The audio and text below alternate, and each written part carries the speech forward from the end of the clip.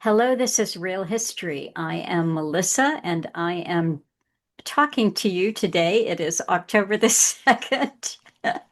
Nick and I were having a discussion about what day it would be going up, which is Thursday, October the 2nd. And here we are. Hello, Nick. Hello, Melissa. It's good to be back. Looking forward to today's discussion and conversation. Me too. I should say this too. It's Nick Hayes from Hayes Reviews, and you should check out, he's got many channels and he's doing great book coverage, which unfortunately I haven't been able to fit into my schedule, although I have the first global revolution from Club of Rome right here next to me. And I keep hoping that on Wednesday you'll be done by the time I freed up some time to join you. But I have managed to show up for I think I've only missed two of your Between Two Ages by Zbigniew Brzezinski, and those have been very good. It's really good to revisit that book. There's so much in there. And if you want to talk about the new project you just launched, I'd like to hear more about that. Yeah, absolutely. Thank you. So just last week, I launched a new project, and it's the first time that I've done anything like this before. So I've been kind of obsessively working on this. It's one of those projects that just became addictive and all-consuming, and every spare minute was spent just altering and obsessing over minor details and really overthinking everything. But it's up, it's available, and people can go to continuityofcontrol.com. And there you'll find a little sign up form where you can put your email address in and your name. And what you'll get is a 9-part email series. And each of those emails I've written, and it's showing you a 70-year continuity of sort of world planning in mainstream publications, in books that have been put out by the elite in their own words. And it starts with H.G. Wells, The Open Conspiracy back in 1928, and it goes all the way up to 2002, David Rockefeller's memoirs. And it's totally free. And it's just a good way for people who might be trying to catch up if they haven't spent very long investigating these things, or if you want to sort of revisit some of the foundational quotes and books upon which this kind of knowledge and awareness is built. And it's got about 40 odd, just over 40 quotes in the whole email series, a little bit of commentary from me, and some nice graphics, which were done by our good friend Andrea from the book club, the Cutting Through the Matrix book club. And yeah, that's it. It's up there, it's live, and I'd be very happy for people to go through the series. You'll get one email a week, so it's designed not to be overwhelming. And I think the sort of 10-second pitch, the way I would describe it is it's mountains of writing in minutes of reading. So you can read for 3 to 5 minutes a week these emails, and you'll get the gist. You'll get some big picture links between some of these elite sort of thinkers and writers and propagandists. So yeah, I'm really proud of it. I'm really happy to put it out there for people, and I'd be very grateful to hear any feedback or experiences if people want to sign up and let me know what they think. It's continuityofcontrol.com. All right, that sounds good. Well, I have seen it. I had the sneak previews as you were working on it, and it looks good, and it's a very succinct project that I think helps give people a nice overview of, how, yeah, like you said, how long this has been going on and how long they've been writing about it. You can do the what they might call the deep dive with years of Alan Watt, who went into it, every week and sometimes 3 to 5 nights a week, or you can get this 9-part email series and get a good overview that way. How And often it's are they good. It coming can out? the emails Yeah, they'll be weekly. So when you weekly. sign up, you'll get the first one immediately, and then it'll be weekly after that. If you wanted to get the full series immediately, you can join the online community that I host. That's $12 a month, and you can download the full thing straight away if you can't wait. But you'll get the whole thing at the end and a download at the end anyway for free if you just go through the whole series week by week. So there's no obligation or pressure to spend any money at all. And really, it's to help people decide where to put their attention. You'll get a glimpse into 12 different books, and you can kind of decide, okay, which one of these might you want to read for yourself, or you might want to, like you said, do the deeper dive by focusing on narrowing your research on a particular author or time, because there's so much to learn and so much to understand, become aware of. Sometimes it can be quite overfacing. So this is really just an attempt to make things a little easier for people and to provide a resource that's accessible and can accelerate people's learning. That's great. That's great. I like that. Well, a couple more things about what you're doing, and then we can launch into the book. How many more weeks do you think you'll be at Between Two Ages? That's a good question. Well, I Yeah. think we've done. I'll show you how much we've done. We've done 7 live streams, and this is how much of the book we've got through. Okay, so we're about 9 or 10 more live streams, is my guess. It's looking that way Okay. because, yeah, it's so dense and there's so Yeah. much to comment on, and it's pretty hard. It's probably Yes. the hardest book I've read on the channel. It's not really a narrative. It's big ideas, lots of isms, and his writing is not the most. I mean, he was Polish, wasn't he? So he's not even a native sort of English speaker, but his writing is quite, it's long and winding sentences, and it's quite academic. So it's a lot of work to chew and digest. Hmm. So it's slow progress, but I think it's worth taking our time over it. But yeah, could be another 10 weeks or so on that one. Okay. Well, I wanted to also give a shout out for your next book that you're going to cover, which is Renee Wormser's Foundations, Their Power and Influence. Yes, It, and that one's, I mean, look at the size of that one compared to Between Two Ages. I don't know how long that's going to take us to get through. yeah. But it So, takes as long as it well, takes. and it's a dense one too, simply because, yeah, yeah. I for years and years and years, Alan mentioned that all the time. That was a book that was not as much as, of course, Tragedy and Hope, but it was a big one. And so finally, 2 years ago, I read it for the first time, and it was eye-opening. I think you Mhm. and everyone who tunes in to listen to you cover it, and I'll try to join that, even though I did just read it a couple of years ago. There's so much information, and it's just packed with references of studies and things that were, and even though this was written in 1956, as I recall, it it's the foundations that he's covering, most of them are still on the go. And most of the ways in which they are determining curricula and policy on the governmental level, it's still on the go. And it's not, even though it's focusing on the US, yes, many of these foundations are international, and many of the policies and school curriculum that they're affecting are also international. So that's my plug for joining in on that book. I appreciate it. And it's funny, yeah, Alan did talk a lot about Tragedy and Hope, which we covered in the Cutting Through the Matrix book club. So it's worth plugging that Yeah, playlist as well because we took turns to cover different chapters. And I think as a project, that came out really well. that But did. Yeah. Carroll Quigley actually mentions Foundations by Wormser in Tragedy and Hope, which I Yes. didn't realize until recently. Yeah. So this is just to remind people that these are not conspiracy books. These No. are history. These are accounts of well documented events which took place and investigations which were carried out by people in the establishment and referenced by establishment approved authors such as Carroll Quigley, the famous historian. So I was surprised because I always thought Foundations was a little more fringe. So I Hmm. didn't expect to see it mentioned in Tragedy and Hope by Carroll Quigley. No, it was, Wormser was the attorney who basically headed up, he was like counsel for the Reese committee. So,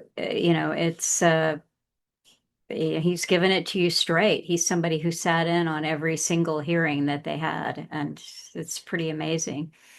I might have to start doing 2 live streams a week instead of one to get through these. Oh, yeah, well, There was a time There, when I was doing three a week, but that was pre-fatherhood days. yeah, pre-baby. So, well, I will say that, yeah, a good reminder to Tragedy and Hope is also worth checking out. And I have all the audio up on the Cutting Through the Matrix websites. And the video versions of those are up everywhere. There's a CTTM video channel. I tried to remember to save them to lists so you can find it easily on the video channels, but that it should be on my to-do list. I should take the Tragedy and Hope videos and put them up on Substack. So, but anyway, do a little digging, go to cuttingthroughthematrix.com and you will find those for yourself to listen to. All right, we're stalling.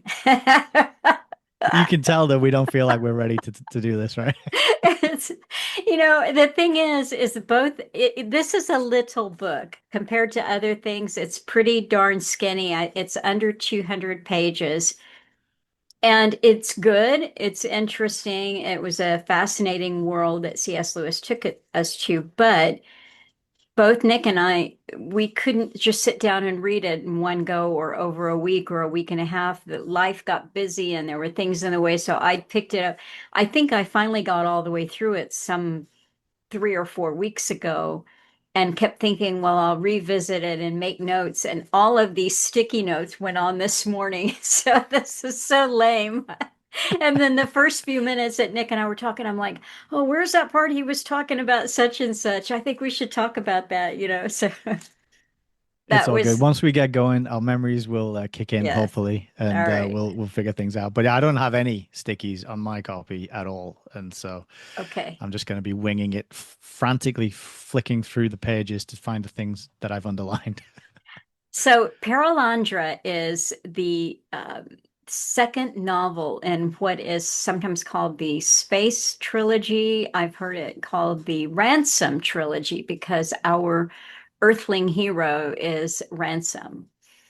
That's his surname. And so we are on a planet now, which we know here as Venus, but in the book it is referred to as Perelandra. And before the first novel was taking place on Malacandra, which was Mars.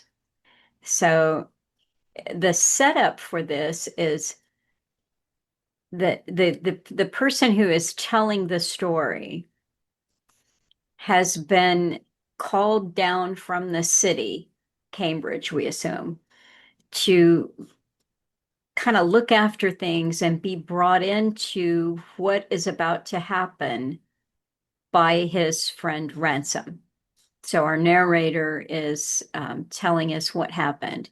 And what happened seems to be that a special coffin that functions as a spaceship has been sent down to Earth, and Ransom is going to be transported to Perelandra. And he's made sure to leave his affairs in order, make up a will that takes care of his friend, our narrator, if he doesn't return, and also to state in there, last known whereabouts, etc., so that there's no if Ransom doesn't make it back to Earth, then there's no suspicion on our narrator for helping him out on this adventure that could be a misadventure. So that's kind of how it starts off. And the next thing you know, he wakes up. He doesn't remember. That's one thing we're told right off the bat is that he doesn't remember much about he doesn't remember anything about the journey. He was on Earth. He got into this coffin spaceship and then he got out. It's, Yeah, one thing I wanted to mention actually, while while we're talking about the start, is that I've seen in a few places C.S. Lewis say that these books can be read separately. He doesn't insist that they be taken as a trilogy. And so the first chapter, you get a lot of the key things that you would have gotten from the first book, um, sort of restated certain aspects about the beings and the entities that we encountered in the first book, Out of the Silent Planet.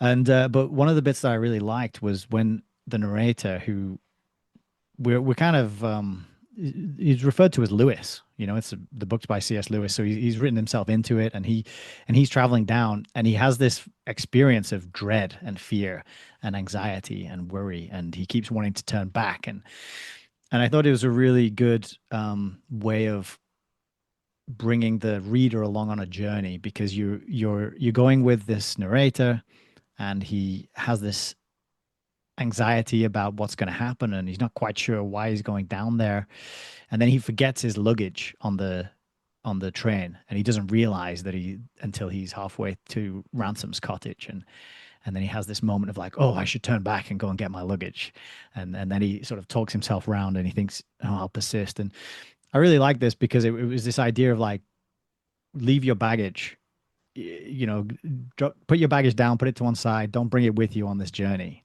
Mm. There's a sort of, he's written into the story this kind of hint or a suggestion that like, let's just come along with me on this and let me take you on this journey. So I like that that had been written in. And then he comes through, and he talks about all these experiences where he's feeling he's kind of reflecting on the things he learned from Ransom so far and how unlikely and unbelievable the whole thing is. And then he says, as he's advancing to Ransom's cottage, he says, I had the knowledge that I was getting nearer at every stride to one friend, but I felt that I was getting nearer to the one enemy. And then he starts to doubt his own sanity. And then he has a feeling of a sort of childish whining and fear.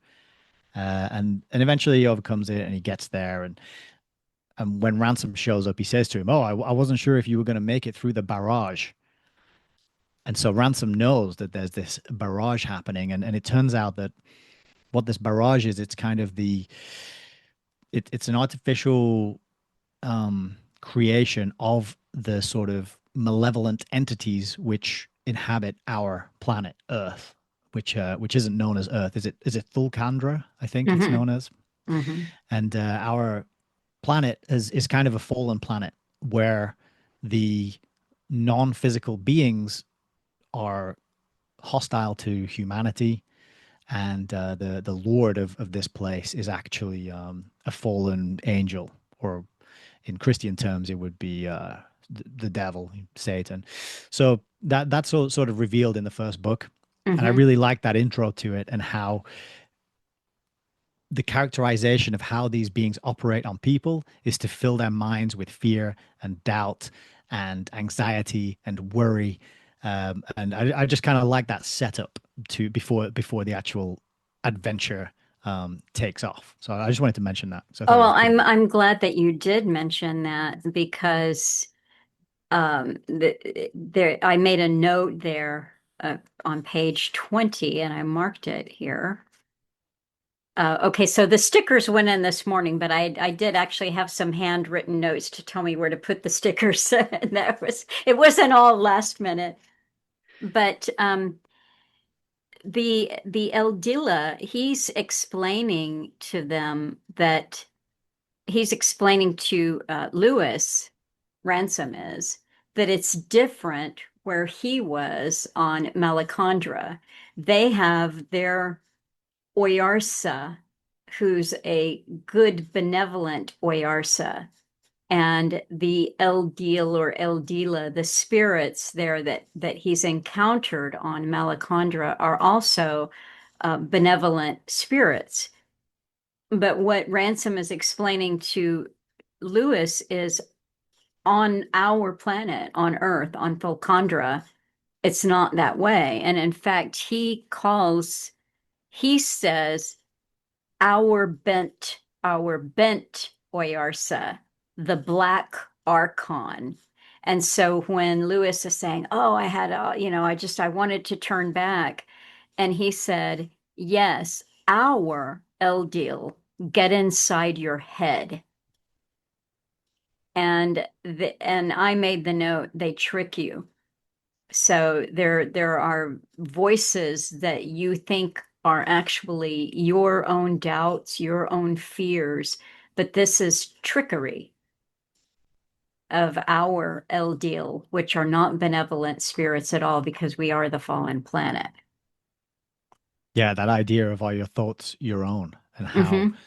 how easy it can be to slide into believing every thought that you have in your mind as emanating from you, and how we're kind of trained into that view by way of a sort of materialist, evolutionary, scientific type of worldview that doesn't account or acknowledge or include any sort of spiritual entities or intelligences. Um, but yeah, excellent point. The Black Archon. Yeah. There was one other thing that I had highlighted before we have that there that so he's approaching, as Lewis is approaching Ransom's house, he said, "At last I came to the crossroads by the little Wesleyan chapel where I had to turn to the left under the beech trees. I ought to be seeing the lights from Ransom's windows by now. Or was it past blackout time? Remember, this was published in 1944. So you've got blackout for security. So was it past blackout time? My watch had stopped and I didn't know. It was dark enough, but that might be due to the fog and the trees. It wasn't the dark I was afraid of, you understand. We all have known times when inanimate objects seem to have almost a facial expression, and it was the expression of this bit of road which I did not like. It's not true, said my mind, that people who are really going mad never think they're going mad. Suppose that real insanity had chosen this place in which to begin. In that case, of course, the black enmity of those dripping trees, their horrible expectancy would be a hallucination. But that did not make it any better. To think that the specter you see is an illusion does not rob him of his terrors. It simply adds the further terror of madness itself. And then on top of that, the horrible surmise that those whom the rest call mad have all along been the only people who see the world as it really is. And that's a keeper. Yeah, that's a really good description of that precarious sanity. But Hmm. it ties in really well to that explanation of our Eldila. Is it Eldila? I think Eldila is the plural and Plural. Yes, you're Eldila is right. one. But Our own Eldila. Because then he says in the following chapter, they'll put all sorts of things in your head if you let them. Don't, the best plan is to take no notice, keep straight on. Don't try to answer them. They like drawing you into an interminable argument. hmm. And that's just reminding me of a scene much, much, much later in the book where I won't sort of describe it now, but if Lewis was going through the same situation and there weren't any sort of malevolent Eldila around him, he would experience the exact same phenomenon with none of what he just described, none of the dread and the fear and the questioning his sanity and the impression that the road is evil or out to get him or whatever it is, right? So it's really that because there's a moment later in the book where something that Ransom experiences as extremely horrific and scary, his fear evaporates once the entity that causes that fear is no longer present. I Hmm. don't know if you remember which bit I'm referring to, but it's quite it just mirrors that nicely. So it's good to remember that a lot of this comes from outside ourselves. And this is actually, and just to link it back to the intro and what I'm doing on Hayes reviews in Brzezinski's book Between Two Ages, he kind of touches on this that whole nations of people could have their moods and their psychology and their feelings affected by these sort of pulsating energy type devices, which could just broadcast over a huge area and affect the way people are feeling. And there's the idea of this being weaponized or this kind of technology being researched and then tested on people, I think is almost is a very similar kind of effect that people would feel. Yeah, I think that that is a really good thing to remember is that Brzezinski says, I think you just covered it, that you can blanket an entire populace with the same kind of feeling of dread or anxiety or distress. I'll just mention too. I should shoot this over to you, but Tartan Tinker G and G just sent me something to post on um, Substack, and it's called Gods of a New Age, and they heavily quote Brzezinski and just these kinds of techniques Hmm. that can be used, and it's I think it's important just so you don't think that you're going mad, right? Yeah. To remember that there are technologies at work. Yeah, So, and one thing you can do is try a different location.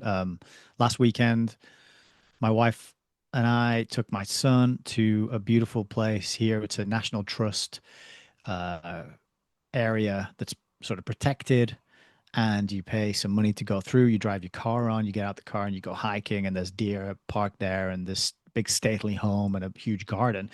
And while we were there, we're walking around thinking, "This is great. This is beautiful. We feel great." And signal on our phones at some point, and we were just surrounded by all these beautiful trees and these vegetable gardens, and it had all there was a Japanese style garden that had been created there over 100 years ago. And so if you're feeling these kind of moods, try changing your location. Try going up a hill, or a mountain, or to the beach, or deep into a forest, and just see if it persists. Because particularly if you're in a city or in a built-up area, that's the prime target for this kind of technology, and certainly for it to be used or experimented on, or tested. So that's something to just definitely try. yeah, there's a friend of Alan's that he talked to regularly that I keep in touch with, and he was telling Alan some years ago that, and the very stable man, very solid, stable man, and he had gone through a period where he was having suicidal ideation, and it was quite intense.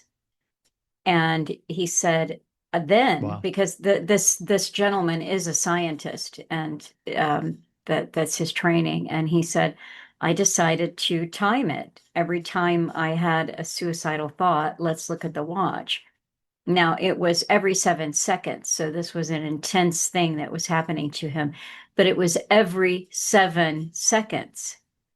And it didn't take him that long to figure it out. He timed it, and once he understood that, it just went away. So either it stopped because it's no longer effective, or, in other words, they stopped the experiment. Right. Wow. Yeah. Yeah, yeah. That's an amazing Interesting. story. Yeah. All right. So let's see. So we've gotten as far as the house. We're on chapter 2. Good Yep. progress. But yeah, the thing that happens at the end of chapter 2 as well. So Ransom asks Lewis, basically gives him this job, and he says, "I want you to look after my affairs while I'm gone." Lewis, how long are you going to be gone? He says, "I don't know." He even says he doesn't know why he's being sent to Perelandra. He just knows he's been summoned, and the order has come from on high. And Lewis's role is to take care of the cottage, take care of his affairs, and wait for his return. And basically, that's it. And then we kind of fast forward to a year later when Ransom returns and the box arrives um, outside the cottage. And Lewis is there with another friend of his, and they open the box, and it's just full of blood and guts and smashed up pieces of body. Or it seems that way at first glance, but then it turns out that actually all these red bits in there are actually petals, and then Ransom is underneath them, and he stirs and he gets up, and he's 10 years younger, and he's got a big golden beard, and he's muscly and he's tanned, and they all think, what the hell's happened to him? And then they I sort want of, that vacation. yeah, exactly. And almost a new Ransom, he's described as.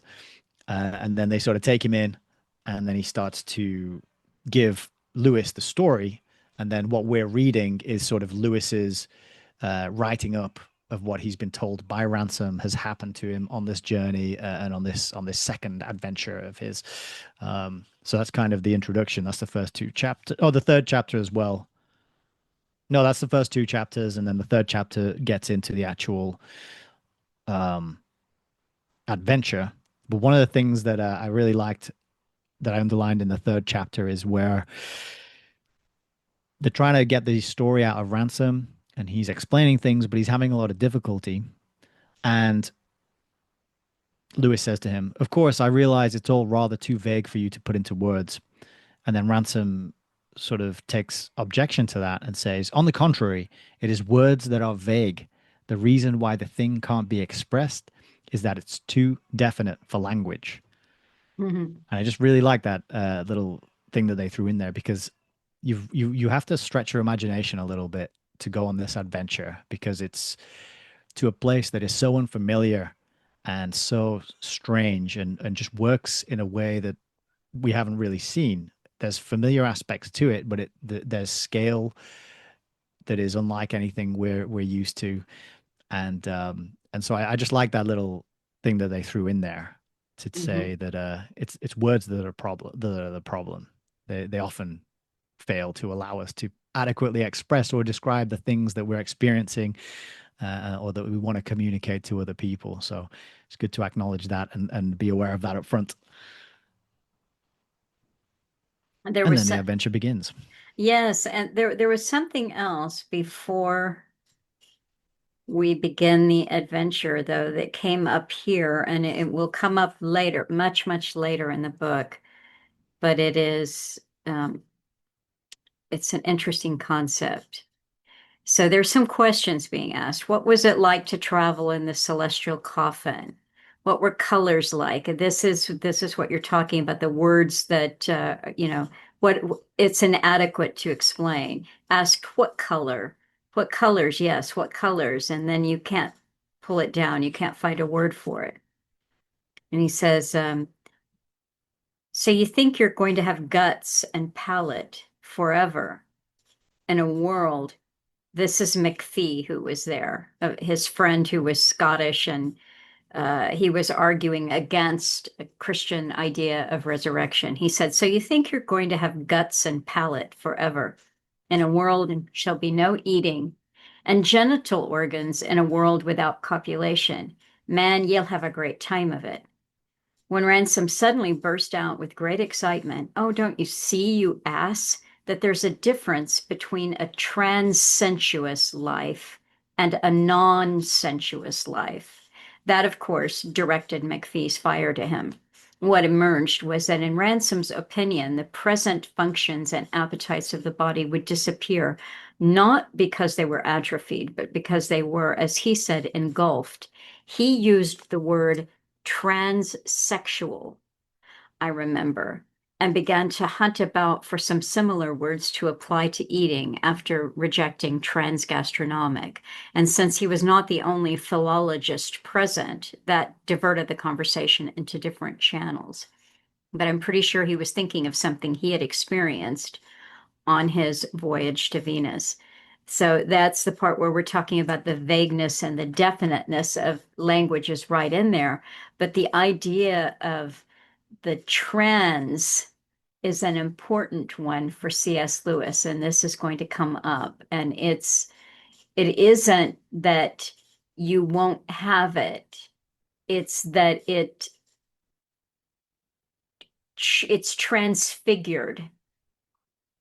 It's transfigured into something different, something for which there aren't words.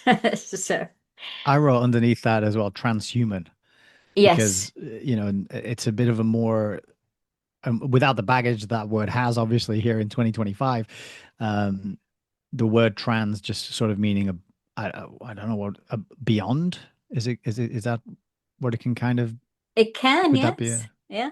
To um, transfer as to, transcend? yeah. That's probably a good way of thinking as well, to transcend something. It's not that you just transcend and suddenly there's nothing. It's higher dimensions, higher realities, higher vibrations. Yeah, like Yeah. again, you struggle because every word you come up with has is loaded already, and Yes, it's that's co-opted, right. and it's used and is weaponized. Yeah, So, yeah. but yeah, that's it. That was a good one. I noticed that as well. All right, so chapter 3, we're hearing about the trip. Is there anything else? Or, there's a lot of discussion. This is one thing that C.S. Lewis does. He talks about words and concepts a lot. And that is, we do have to remember too, he was good friends with, Tolkien. yeah, oh, thank you. Thanks. Yeah, like, Well, I've heard the Ransom is based on Tolkien, yeah. and I don't know. I haven't looked too much into Tolkien. I don't know much about him, but do you know if he was married or not? Because one of the themes that comes up, we've been to Mars, we're going to Venus in this book. Ransom is a single guy. He's not married, doesn't have a family at home to come back to. He's going on this, he's kind of chosen for this adventure as a one man kind of band. And I just wondered if Tolkien was single his whole life and that was part of Tolkien's life that made it into this representation of him that C.S. Lewis has done here. But this is a total side tangent. But I I don't don't know know. if you know That's anything about that. interesting, though. No, I don't. No, but Tolkien was obsessed with words and upset and his new words and his new concepts that he was creating, and he had a reputation. I have heard and read that you had to get his concepts correctly, and in other words, he'd created a world, and you had to enter into it fully. And C.S. Lewis has a little bit of that too. You know, it's rubbed off on him. You've got to understand, and he'll belabor the point, I guess, in a way, where he's making sure that you understand his concept. But I actually find it to be helpful because the one thing that this book did make me consider is how impoverished English is, really. And Yeah. then you almost have to create a new language when you're talking about something, because think of the words, as you just said, co-opted, transhuman, transsexual. We'll get into other of these ideas later as the book goes on. But even the whole idea of Christianity and everything within it came up a lot for me as I was reading this. How do you discuss a book that is written by a Christian with Christian themes in it with people who were never Christian, have rejected Christianity, never gave it a thought, weren't raised with, it's like, how do you make it universal in the concepts? And I think C.S. Lewis himself was trying to do that too. He's telling a story. In Out of the Silent Planet, we discussed that you could actually read it and have no clue that there were Christian ideas being discussed. But that is not the case with Perelandra. No, definitely not. He makes it very overt here, doesn't he? He Yes. mentions it and talks about it and makes it clear for sure. Yeah. And I find it, it's interesting. You and I have had our own discussions, our own, I would say, unorthodox or heterodox discussions about Christianity and religion and spirituality. And it is soul and spirit. All of these concepts take on so much baggage that it is hard to converse about it unless you say, like a philologist, okay, let's make a new language with Yeah, that's all it. new rules.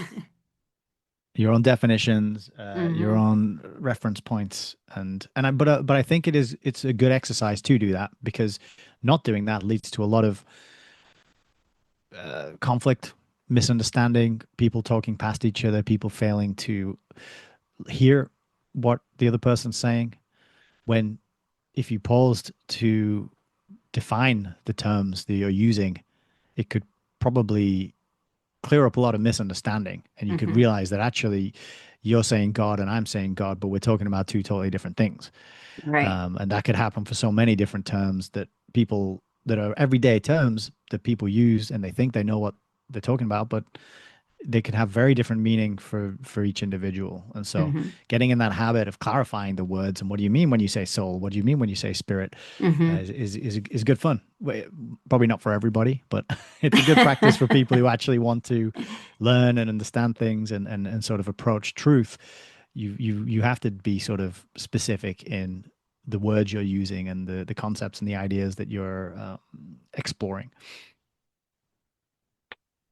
There's the chapter three is also significant for the introduction towards the end of the incredible aromas and tastes that are on Perelandra for that are so transcendent that he cannot explain the amazingness of this scent and the incredible effect that this taste had on him. So that's important. There just aren't words for these things. You know, he's hungry and he finds these globes and he picks one up, he turns it over, it's got a rind on it, it's smooth, he doesn't see how to tear it open. And then he finally manages to extract just a little sip. And he said, then it was so different from every other taste that it seemed mere pedantry to call it a taste at all. Yeah. It was like the discovery of a totally new genus of pleasures, something unheard of among men, out of all reckoning, beyond all covenant. For one draught of this on earth, wars would be fought and nations betrayed. It could not be classified. Yeah, this kind of describing things in this way makes me really want to try it Yes. because you say, "Oh, it's amazing, it's wonderful, it's delicious, it's sweet, it's fulfilling." None of that makes me want to try something as much as you couldn't describe this, but people would kill each other to to fight over one drop of Yeah. it, you know. Yeah. And he says further up, um, if he had any fear now, so he's just traveled to this new planet. Um, he says, if he had any fear now, it was the faint apprehension that his reason might be in danger. There was something in Perelandra that might overload a human brain. So again, that's your Mhm. transhuman sights and sounds and smells and sensations that are just so exquisite and pure and wonderful that it's too much. And I think what we come to learn about Perelandra as a world and its condition and its state, we figure out why that is later. Mhm. But tell us what we should probably sort of summarize as best we can what Perelandra is like as a planet, or at least what it the area of it that Ransom ends up in, because it's quite unique, and I've never really. I suppose there's a Kevin Costner film, which is a little bit Yeah. similar, a similar sort of idea. I'm not talking about Robin Hood, but yeah, it's such a unique and memorable place that again, I would like to go there. It reminded me of certain experiences on holiday, going to different places, um, sort of tourist attractions that you can go to that have a similar kind of vibe. And it just made me feel like, yeah, I really want to go to this place and experience it, like I did with Malacandra in the first book. I had this desire to go there. So yeah, what would be your sort of cliff Well, notes on I Perelandra? I wrote down just a few key words here. The first were a golden and then coppery floating islands. But green is also important there too. So I when I imagine a world that is like golden green, if that makes sense. It's again, we're struggling for words here, but it's such an intensity of color, almost like a color that you've never seen that you can't describe, but so green and so golden and coppery and shiny and floating. I've just found this quote as well, just to give Okay. people an idea of this gold. So he's struggling to walk because it's a very different kind of landscape that he's used to, and he keeps falling over. And it says he's trying to learn about how to move and maneuver in this place. And he says perhaps he would have learned more quickly if his falls had not been so soft, if it had not been so pleasant, having fallen, to lie still and gaze at the golden roof and hear the endless soothing noise of the water and breathe in the curiously delightful smell of the herbage. But yeah, sorry to interrupt, but that quote just sums it up exactly. It's these like these shades and these colors that are familiar, but beyond and more than, Hmm. plus good. Alan might say it's gold, Yeah. but plus good. Yeah. I think there was a Robin Williams film that came out years ago. I don't remember the name of it now, but it was a world and it was intensified colors and it was just hard. Yeah, it's a fantasy land that he's describing. It does feel like someplace you want to go on vacation, but it's got everything. I don't, we want to get too far ahead, but there's these amazing trees with that he describes that are kind of like spirally beautiful, coppery topped, greeny, shiny, and they have these spheres that hang down off of them, and everything moves. It's this constant movement. So it's not like us where we can have a still landscape. I would trying to imagine being a painter there. Oh, Hold still. good luck. Landscape, hold still. But it fits very well with how the story progresses and what the uh, the queen of this place comes to realize. And so I think, yeah, the what Ransom's experiencing is this. It's basically an ocean planet, Hmm. and but it's not an ocean like ours. It's kind of like an ocean, but maybe as a not as we would experience the ocean. Maybe the ocean as experienced by a much smaller creature, maybe one of these little bugs or something that can kind of float on the surface. Because the waves, the scale of the waves is very different. They have these big peaks and these troughs, and so it's this constantly shifting series of mountains and valleys. Hmm. And he's just being, he describes how one moment you're on the top of a mountain looking at this far up to the horizon, all these other waves, and then the next moment you're in the bottom of a valley looking up at two gigantic waves on either side of you. But it's not, but that change is not violent. It's not throwing him around, tossing him and turning him every which way. It's a slow, kind of majestic, gentle but constant movement, maybe in the way an elephant would move, or just a tectonic plate would move. Something that is huge and powerful, but it's also but it's not violent and dangerous. Again hard to describe. It's quite fun trying to describe it.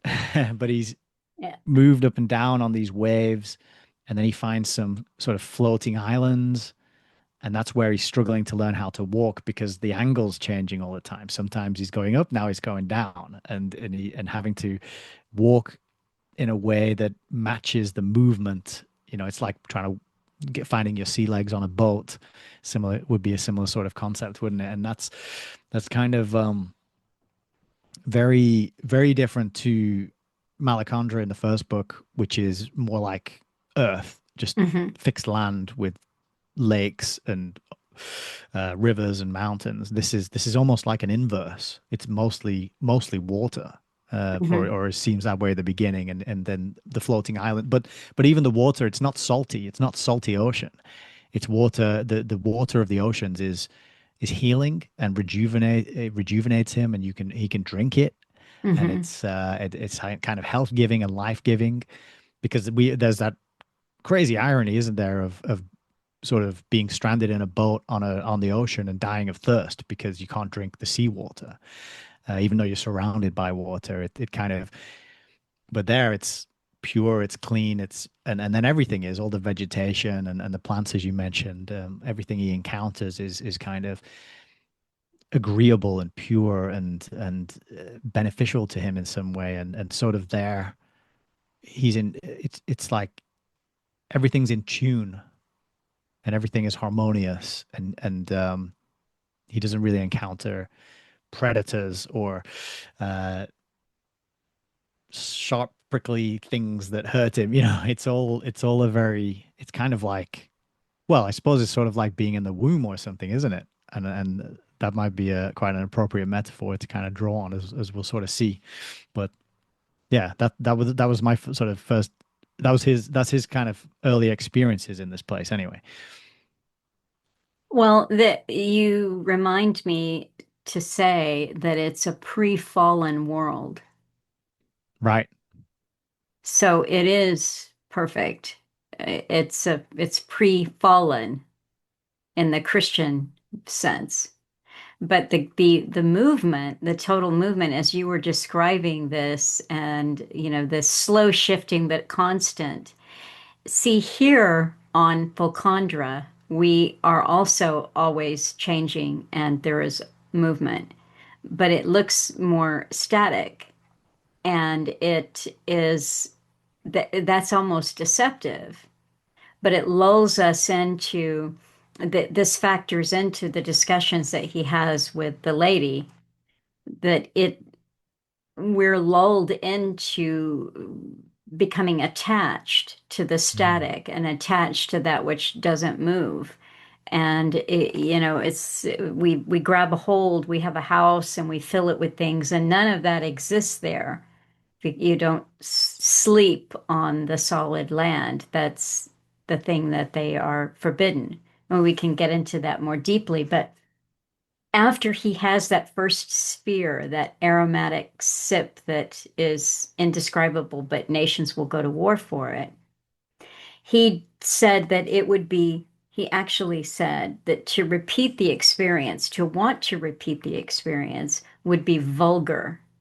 Yeah. And I think there may be a different place where, again, he's talking about one of the sense pleasures that he has. And he describes how it had always annoyed him to go to This, the symphony. Is that it there? yeah, I've got Yeah. it here. Yeah, Okay, good. Go he ahead. said, so he drinks from this gourd, and then he considers having another one, and he says, but he was restrained by the same sort of feeling which had restrained him overnight from tasting a second gourd. Oh, okay. So this is another thing that he's tempted to go back for seconds, but he's restrained.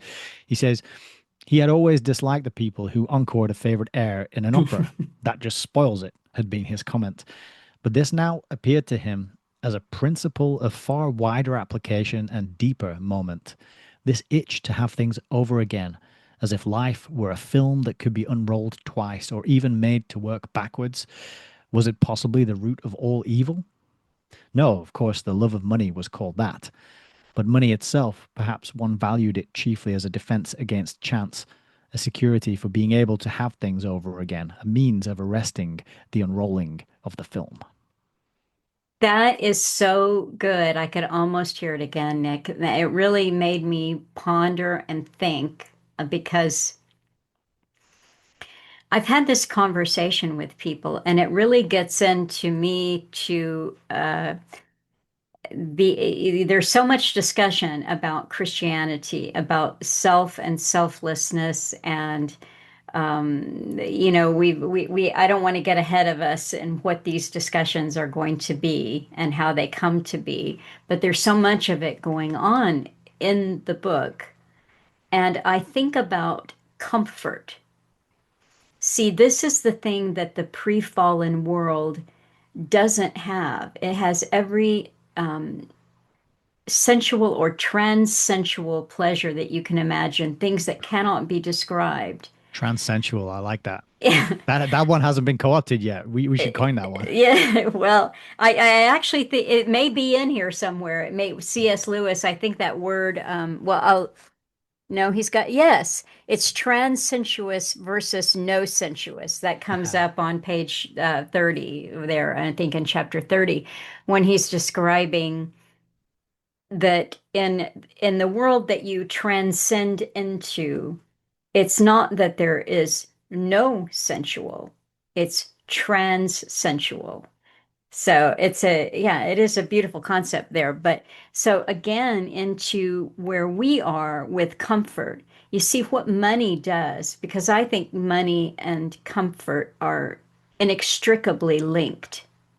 People don't want to challenge themselves to find truth because that would take them out of their comfort zone. This is something that Alan Watt has in the Cutting Through volumes.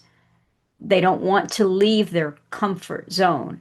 The comfort zone is where everything is stable, it's secure, there's a roof over your head, and you see there are gradations of comfort.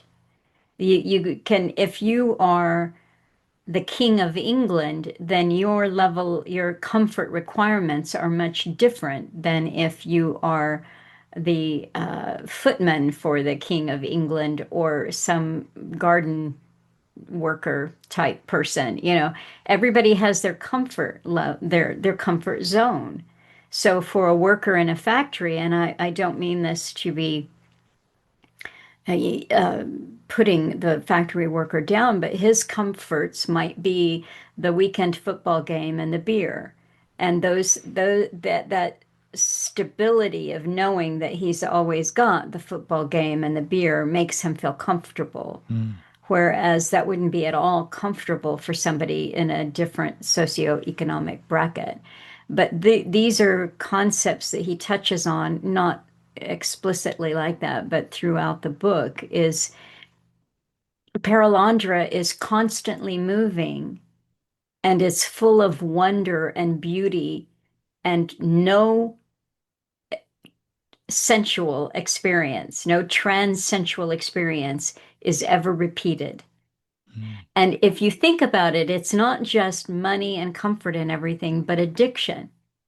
Isn't addiction wanting to repeat the same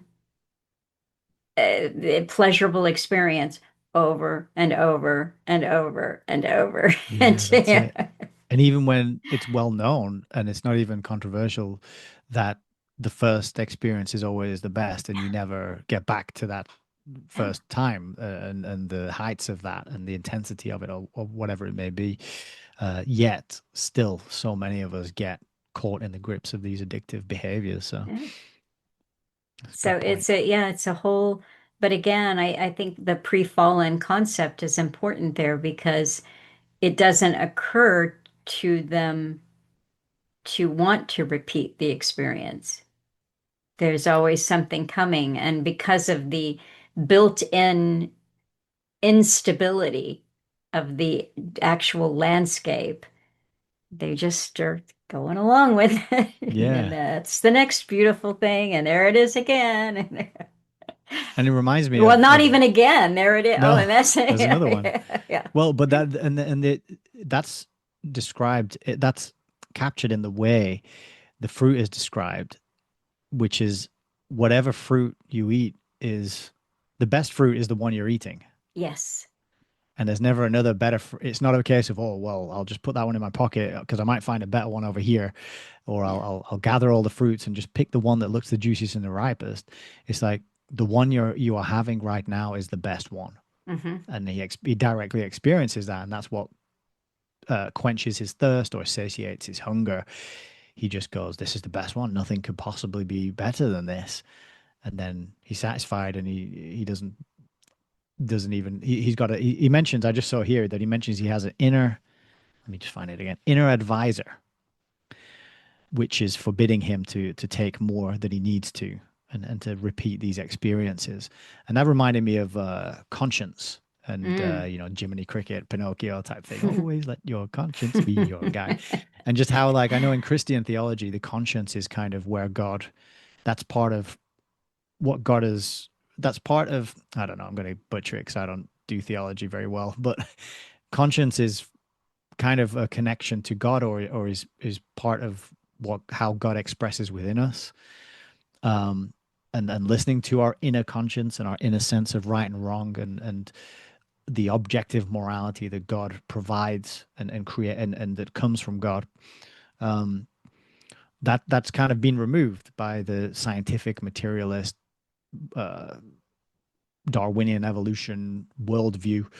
There is no conscience, and that leads you to relativity and relativism, and then um, we'll see a creature who arrives on the scene a little bit later who kind of embodies that. But yeah, it was just interesting that Ransom experiences that inner voice telling him, "Well, you don't need any more. You've got enough. You've Mm-hmm. had enough. Mm-hmm. You're satisfied." And he Mm-hmm. listens to it. And Ransom's continually shown as this sort of devout. I wouldn't say pious, but at least devout. He believes in God, and he takes his faith. He is a man of faith, let's say.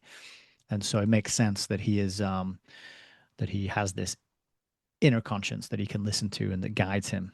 And Mm-hmm. it's actually interesting the the conversations and the inner workings of his experience that we are led into as he goes on this adventure. But I think that's one of the key parts of it because it's not quite as action packed as the first book. There's not so much action Mm-hmm. in this one. It felt a lot more sort of a bit more philosophical, a little bit more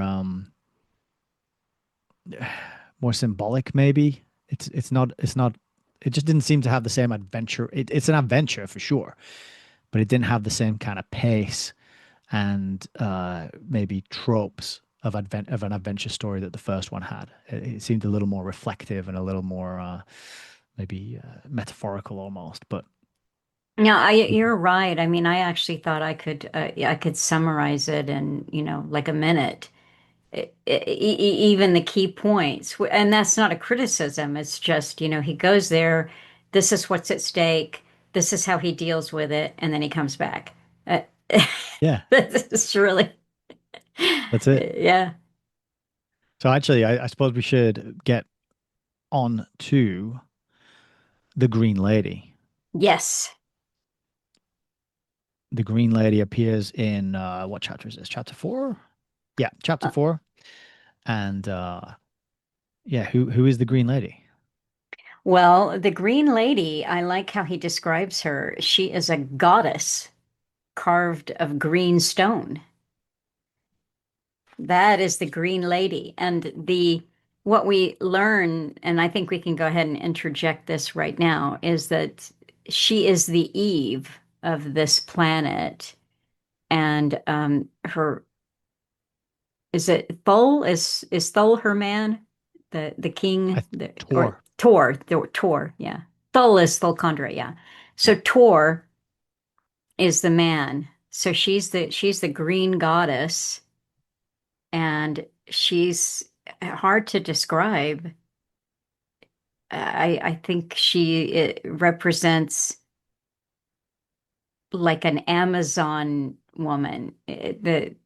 She's big and perfectly formed, and I don't know. You want to take I'll have a go. she's One of the green. things that I think is really important to bear in mind about her is innocence, Mm, and not it's kind of a childlike innocence hmm combined with the stately majesty of a benevolent queen or monarch of some description. She has both those. You wouldn't really associate a queen with a majestic queen to be also naive and innocent, but she kind of combines both of these aspects. She hasn't been spoiled by any sin, let's say, to use the Christian term, and that actually that's captured on right at the end of the chapter because he sees her and there's this kind of comical scene where he spots her on a floating island, this green figure, and then the waves keep separating them, and he sees her and he's waving, and then she disappears from view, and then he runs closer, and he eventually gets over to meet her and realizes he thinks it's a man at first, and then he realizes it's a lady. Again, there's the sort of that's a something that pops up later on, isn't it? We were talking about before we hit record the theme of sort of gender and sex that comes through in this. But when he eventually sees her, he says, "I'm a stranger. I come in peace. Is it your will that I swim over to your land?" The Green Lady looked quickly at him with an expression of curiosity. "What is peace?" she asked. Right. So that just sums up this is where she's coming from. She's coming from paradise. She's coming from a place that doesn't have conflict and Hmm. violence and greed and despair and all that other stuff, because it hasn't fallen yet. Yet at the same time, she commands respect. Ransom's almost in awe. She Hmm. has such a powerful presence. So that's what I think makes it hard for us to come up with a likeness, because you're an adult in our world. If you command respect and you have that sort of presence, then you're not innocent and naive because you've lived, you've done something, you've achieved something, you've conquered whatever, you've risen to the top in some way, shape, or form. Naive, innocent people don't tend to do that or aren't able to do that. It's a separate thing. Um, and then also They, her, oh, yeah, go ahead. So, go ahead. I was just going to mention her, his description of her, of how she looked, which he says, never had Ransom seen a face so calm and so unearthly, despite the full humanity of every feature. He decided afterwards that the unearthly quality was due to the complete absence of that element of resignation which mixes, in however slight a degree, with all profound stillness in terrestrial faces. This was a calm which no storm had ever preceded. It might be idiocy, it might be immortality, it might be some condition of mind to which terrestrial experience offered no clue at all. Um, yeah, so that's again him grappling, not quite having the words and the concepts to Hmm. describe what he's experiencing. But I think even though he does really well at experience describing it, even though he doesn't have the words, that's one thing C.S. Lewis is really good at. The one word, I just wrote down one word to describe her besides her greenness, was purity. Yeah, that's a good one too. That's she's just so it's not so much innocence, it's something that almost couldn't be, well, we think couldn't be spoiled. Yes, yeah, and she finds Ransom hilarious because of he's been traveling in the coffin, and the coffin's had one side to the sun. Um, he's got a suntan down one half of his body, and the other half is just totally pale. And this reminds her of a plant that she has seen called the piebald plant, and so she names him Piebald. She's a good bit of comedy there, and she just laughs at him when she first meets him. She just finds him hilarious, his appearance. Um, Yeah. and so yeah, so then he meets the Green Lady. Um, then we're on to chapter 5. Now, I did not make any notes, write anything down, or mark anything on chapter 5. I think So, it's more of Ransom getting to know her. They start to hmm. talk to each other. They can communicate because Ransom's learned the languages of the sort of the interplanetary languages of the solar system. And this chapter is really just more of the revealing of her character, which we've basically just summarized. But he says again, there was no category in the terrestrial mind which would fit her. Opposites met in her and were fused in a fashion for which we have no images. One way of putting it would be to say that neither our sacred nor our profane art could make her portrait. Beautiful, naked, shameless, young, she was obviously a goddess. But then the face, so calm that it escaped insipidity,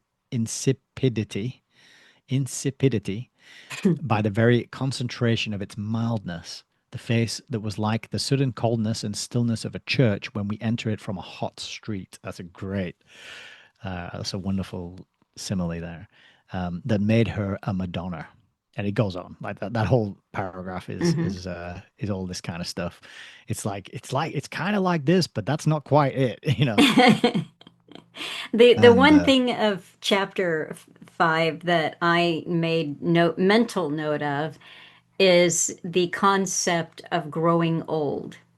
oh yes, that's really important. Yeah. Yeah, so what we discover is that growing older is something like learning or wisdom. It's not aging chronologically the way that we think of it. I don't even, we never really get a sense that there is such a thing as aging in the way that humans age.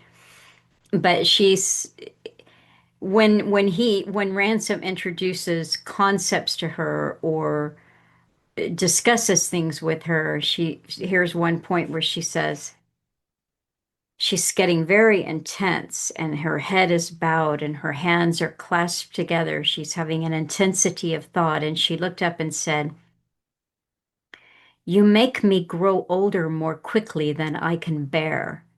And then she walked off. Mhm. And he didn't understand what he did.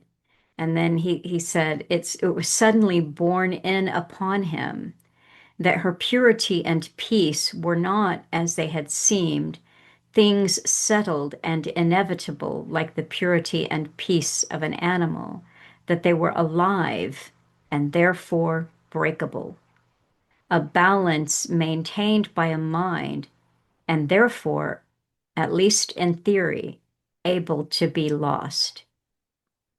So that is important, this concept of aging, because it is learning and maybe learning at a rate that isn't natural in that world. And also the fact that she isn't a goddess carved of green stone. She is a living being, and therefore she is capable of being made impure. And that's important. Yeah, and to give a as well, I just picked up a couple of snippets of their dialogue at this point, um, to show the kind of concepts that are alien to this place. He says to her, "I would like to come over to your island," and she says, "Which do you call my island?" And so she doesn't even have this concept of possession. Hmm. Like you said, there's no homes here. There's no place that is the place we live. It's just we move around. We go where we need to go, and when the time is right to go, right? So she doesn't have a concept of my island. She doesn't have a concept of home because he asks to be taken there. He says, "What is home?" She says, and then he asks, "Do you live here alone?" And she says, "What is alone?" So, so there's this constant back and forth of them trying to understand each other, and it's very. I enjoy these conversations. I think they're very entertaining Hmm. and they're very instructive in that they highlight to us the things we take for granted, which I think is a real is beneficial to do this because so many people, so many of us, and Alan Watts said this many times, so many of us just accept our downloads and then that's it. We never question them or turn them over or pick them apart or interrogate them in any way. We just go through life repeating the things that we've downloaded, believing it's perfectly natural and normal, and that's the way to be. But these kind of conversations are a sort of process of questioning those things that have been downloaded that seem natural and normal. And it's like, well, are these things actually natural and normal? Is it actually totally natural to have a home, a patch of dirt or a cave or a tree house or whatever that you just call mine? This is mine. And what is the nature of a home? And is it something that you need to pay for to live in and get into debt for? And all these other Hmm. things, the tax, property taxes. So it's just a good, these kinds of conversations, they're sort of philosophical. It reminds me a little bit, not, I haven't read, Plato's dialogues and all those sorts of ancient Greek philosophers, but I know a lot of them are written in a conversational style, aren't they? And there'll be a back and forth between two speakers. Hmm. So this has that kind of quality to it, and I find it. Yeah, I found these discussions and later ones in the story in the book as well quite entertaining. And again, as I said when we talked about Out of the Silent Planet, it's such a relief to read a book that is not nightmare dystopian kind of Hmm. uh, um, hopeless or um, pessimistic.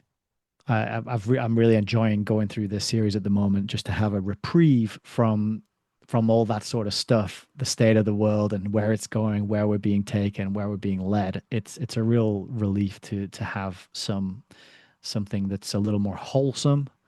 And these conversations kind of brought that to me. Like, oh, there's a lot to think about and question about, and there's a lot of value in those back and forths that they have.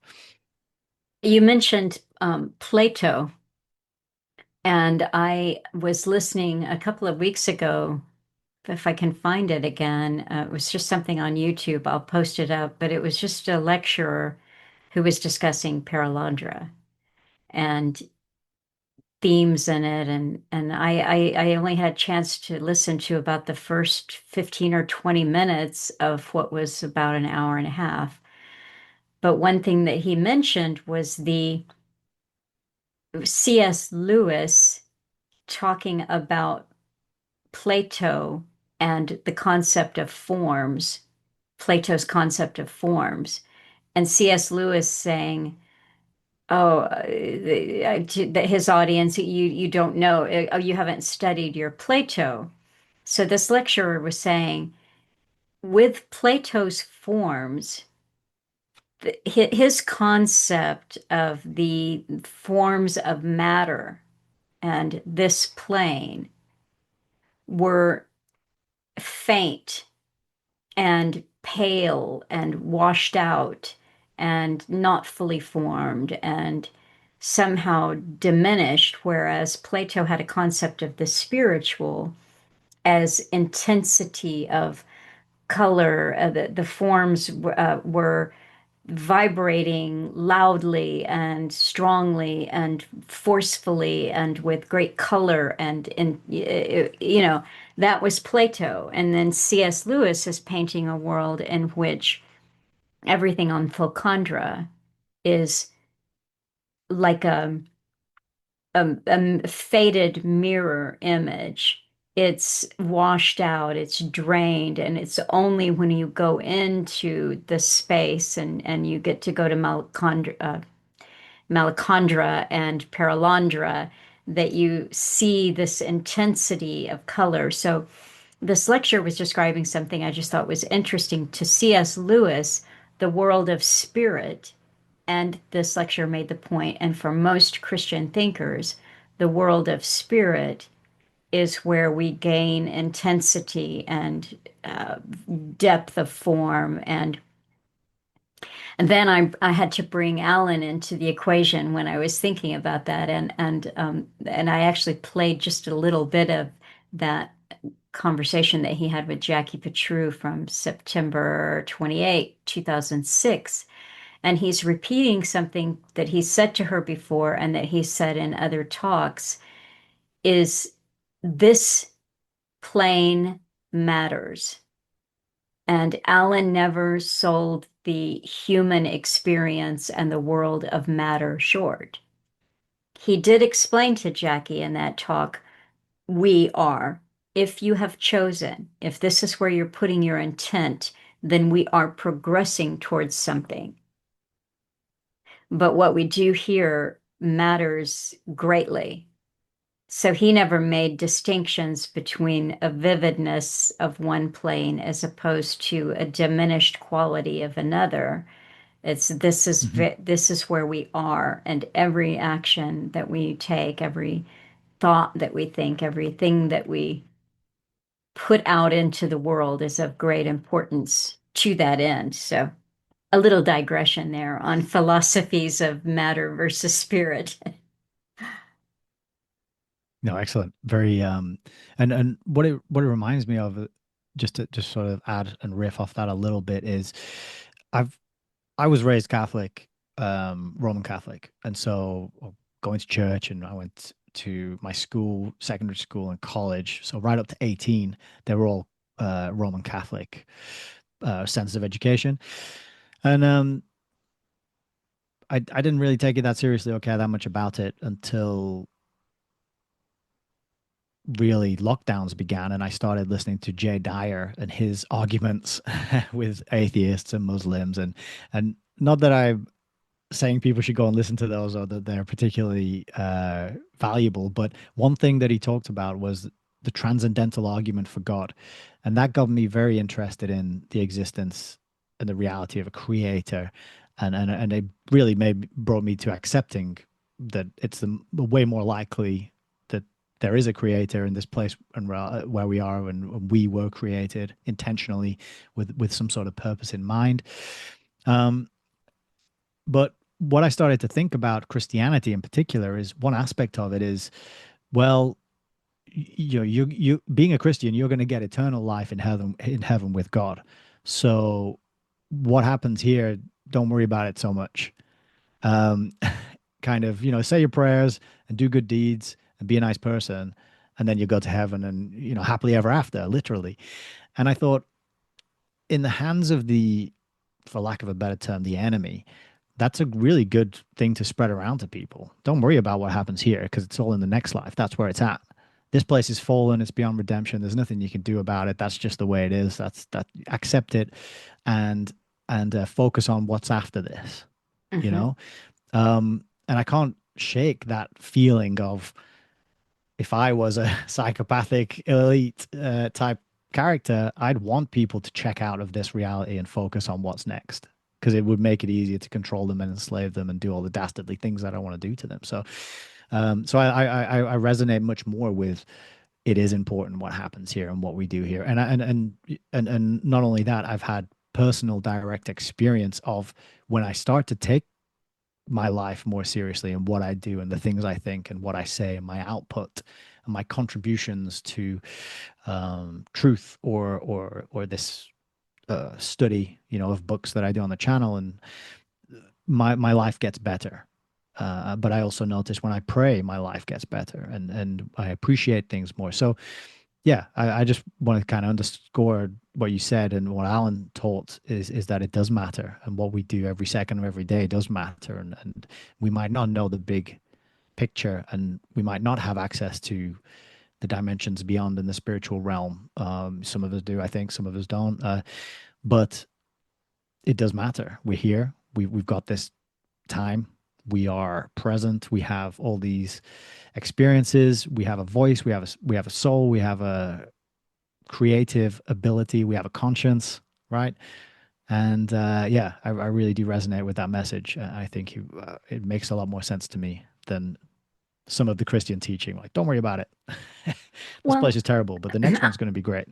yeah, I think then there's a lot of talking about duality that comes into this novel, and Hmm. the what it's almost like what you're describing to me when I hear it is the duality that I hear when there is a kind of a Hindu reincarnation versus a Christian idea, that I feel like I'm listening to a dialectic. It's something that neither one of them rings quite true to me, because Christianity, the way most people embrace it and the way that it's taught from the pulpit, is this world is evil and you're saved because of a sacrifice that Jesus made so that you can be saved.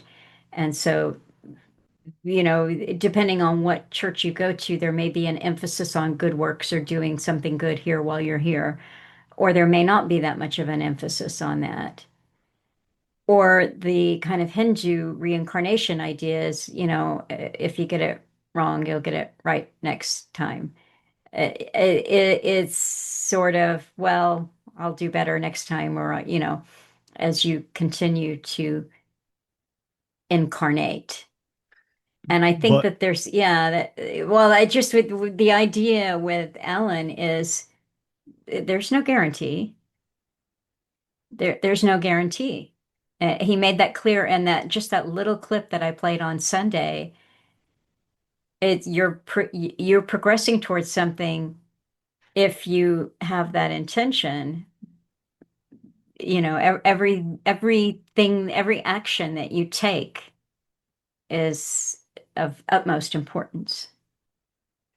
yeah, the bit I just wanted to add, I was reminded of a quote I wanted to mention from chapter one, which is where Lewis is, he's fighting through the barrage and trying to get to Ransom's cottage, and he's filling in some of the backstory for readers who haven't read the first in the book in the trilogy, and he says that he's telling you what Eldila are, and he's recapping what he's learned from Ransom, and he's talking about how we had Eldila of our own here on Earth, but they were of a different kind and mostly hostile to man. But this bit, it says, in fact, was why our world was cut off from communication with the other planets. He described us as being in a state of siege, as being, in fact, an enemy-occupied territory held down by Eldila, who were at war both with us and with the Eldila of deep heaven or space, quote unquote space.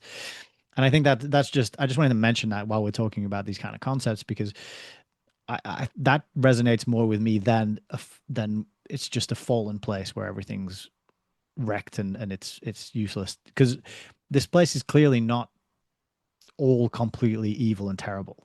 Because there's plenty of wonderful beauty and amazing things that happen and go on. And I was talking before we hit record how I've been enjoying watching all the different mushrooms grow in my back garden that I don't look after properly, and I think that's why it's growing so many different mushrooms.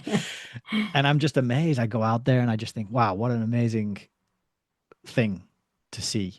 The dew on the grass, and then the mushrooms growing through, and then there's nibbles out of them, and then all the different animals, and it's amazing. What this world has to offer, and the beauty and the experiences and the awe-inspiring views, sunrise, sunset. There's so much here. I can't really buy into this is just a fallen world, and this reality is here to sort of torture us, and because that's the kind of Gnostic view as well, isn't it? That we're just here to be tortured and messed with by an evil entity. So yeah, I don't think any of those quite ring true, but this idea of being under siege, being occupied by the enemy, that kind of does ring true, because one thing I said about the first book was Malacandra is a sort of, it has a spiritual hierarchy where all the entities on that spiritual hierarchy are benevolent. So the very top is the Archon, but it's a benevolent Archon. We always think of Archons as evil, don't we? I think, well, those of us who read David Icke books and watched his work, but it's a benevolent Archon. It's a good king. It's a noble king. And then underneath are the sort of angels, the Eldila, and they're also working for him in service of him, and they're benevolent as well. And then you have the Hrosa and the Pithiltrigi and the Sorns, and they're all living in harmony and kind of good natured as well. They're not evil. They're not screwing. They don't have concepts of war or cheating each other or doing each other over. Right? They know their roles, and they're working in kind of harmony. So, yeah, just reminded me of that quote. I wanted to mention it because when I read that, I thought, yeah, I think C.S. Lewis is actually onto something describing this place in those terms. Well, I also think the way that you're describing what you're focused on there is almost the point of our existence here. It's recognizing it. So, not doing I can't look at evil. I can't look at anything bad. I don't want to know. Always look at the bright side. That kind of Sorry, I approach. just got to say, would you say accentuate the positive Yes. and eliminate the negative? I listened to that song about 4 or 5 times today. It's so catchy. But sorry. Isn't it? No, I love that one too. Yeah, we had a little back and forth offline. I sent him a couple of versions, two or three different versions of people singing that song, and I love it. It's a good one.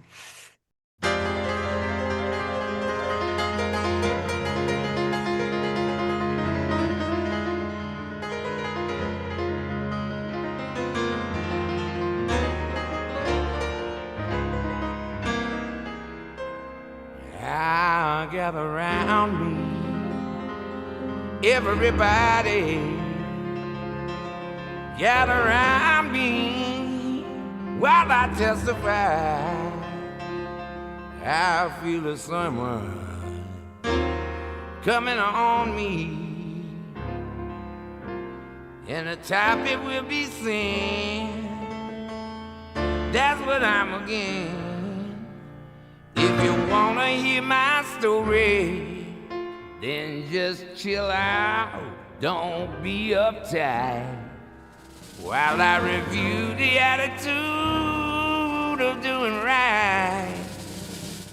You got the accent, so with the positive, it'll eliminate the negative. That's on to the affirmative. Don't mess with Mr. In Between. You got to spread your up to the maximum.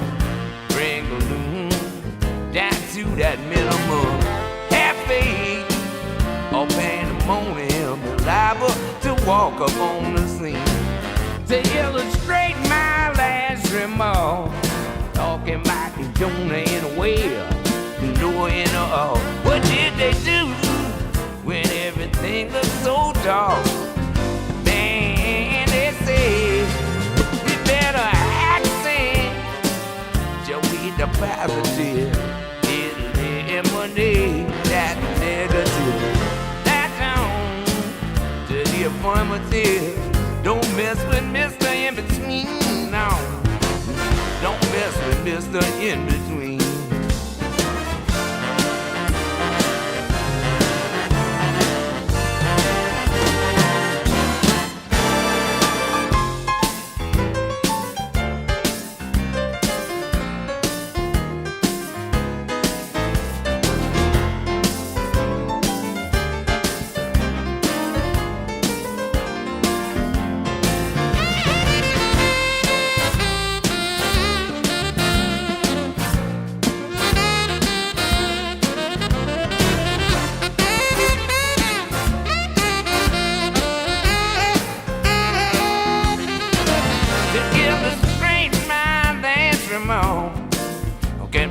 Jonah in a whale, Noah in a ark. What did they do when everything looked so dark? Man, they say we better accent, shall we the positive, eliminate all the negative. That's on to the affirmative. Don't mess with Mr. In Between. No.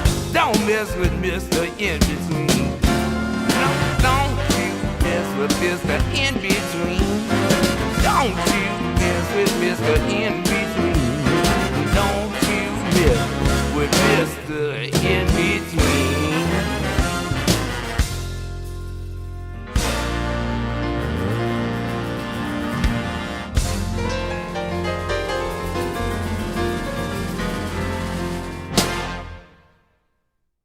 But yes, that's what we are constantly told here.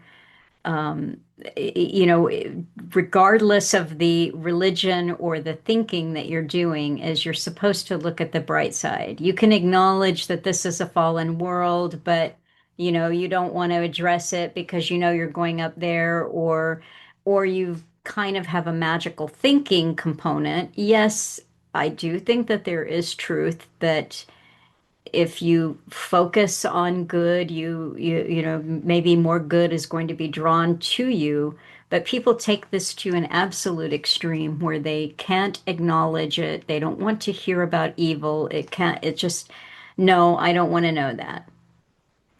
And I think that Earth is a type of battleground, and that doesn't mean that there's not respite where you can look at the mushrooms coming up and the moss, and you can enjoy your cat or your dog or have a good meal.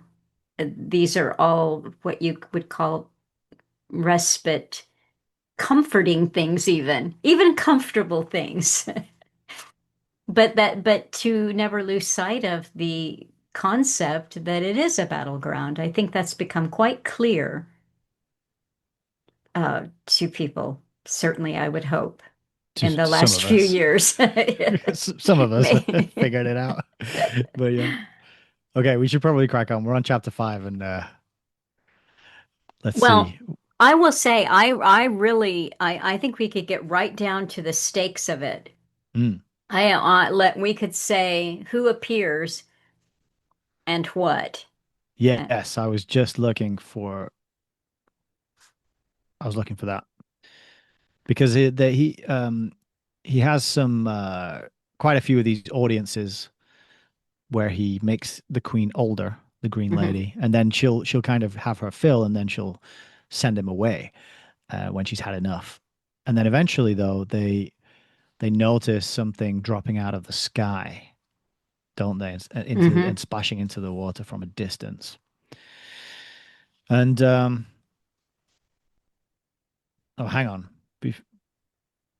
Yeah, so basically that's what happens. And then they encounter a character who we met in the first book, who in fact in the first book when we met him, he was wrestling a young man with some sort of learning disability, trying to kidnap him and chuck him in a spaceship to take him away to be sacrificed to the aliens. Is the character Weston. Yeah. So he's a good guy.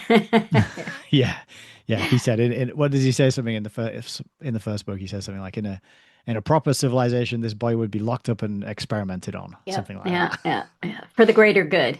for the greater good.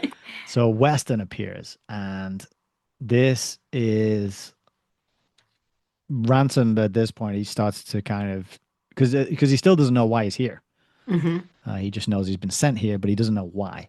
And then Weston arrives on the scene, and he starts to think, he starts to be getting an idea of what his purpose might be in this place. Um, so, what about Weston's arrival? Well, I think I'm going to do a spoiler here, and then we can fill in some blanks here. Mhm. What plays out in Perelandra that is important in this pre-fallen world is that Weston is the tempter. And I think that there are some important things we can discuss about how he got that role, what his choices are that led to him being the tempter. But we actually see him become fully evil. And when he is fully evil, he takes on the role of tempting our Green Lady so that he can reproduce on Perelandra that which has happened on Volcandra, its demise, its fallen state. And he does this through a series of temptations that appeal to her intellect, her intellectual curiosity, and her vanity of her body. So I think we can go from there. That's he's dropped down and it starts to twig with Ransom. Oh, maybe that's why I got sent here. Yeah, and it's great because at first they meet and he sees Weston, and he just talks to him like good old Weston from the first book, you know. Hmm. But then it gradually realizes that this isn't just Weston. There's something else going on here. Um, there's there's there's it's not the same Weston he met prior, and so they kind of they all start talking together. And these audiences with the Queen continue, and they have some like you were mentioning these different conversations back and forth. But as Weston arrives, he accuses Ransom of seducing a native girl. Just to give you that view of Weston's way of looking at things in the first book, he wanted to just sort of dominate and control the natives. He saw the natives of Malacandra as being backwards and sort of primitive, and thought that his knowledge and of science and his worldly accomplishments meant that he was superior and above and beyond them, and that was ridiculous, and he was made to look a fool in the end.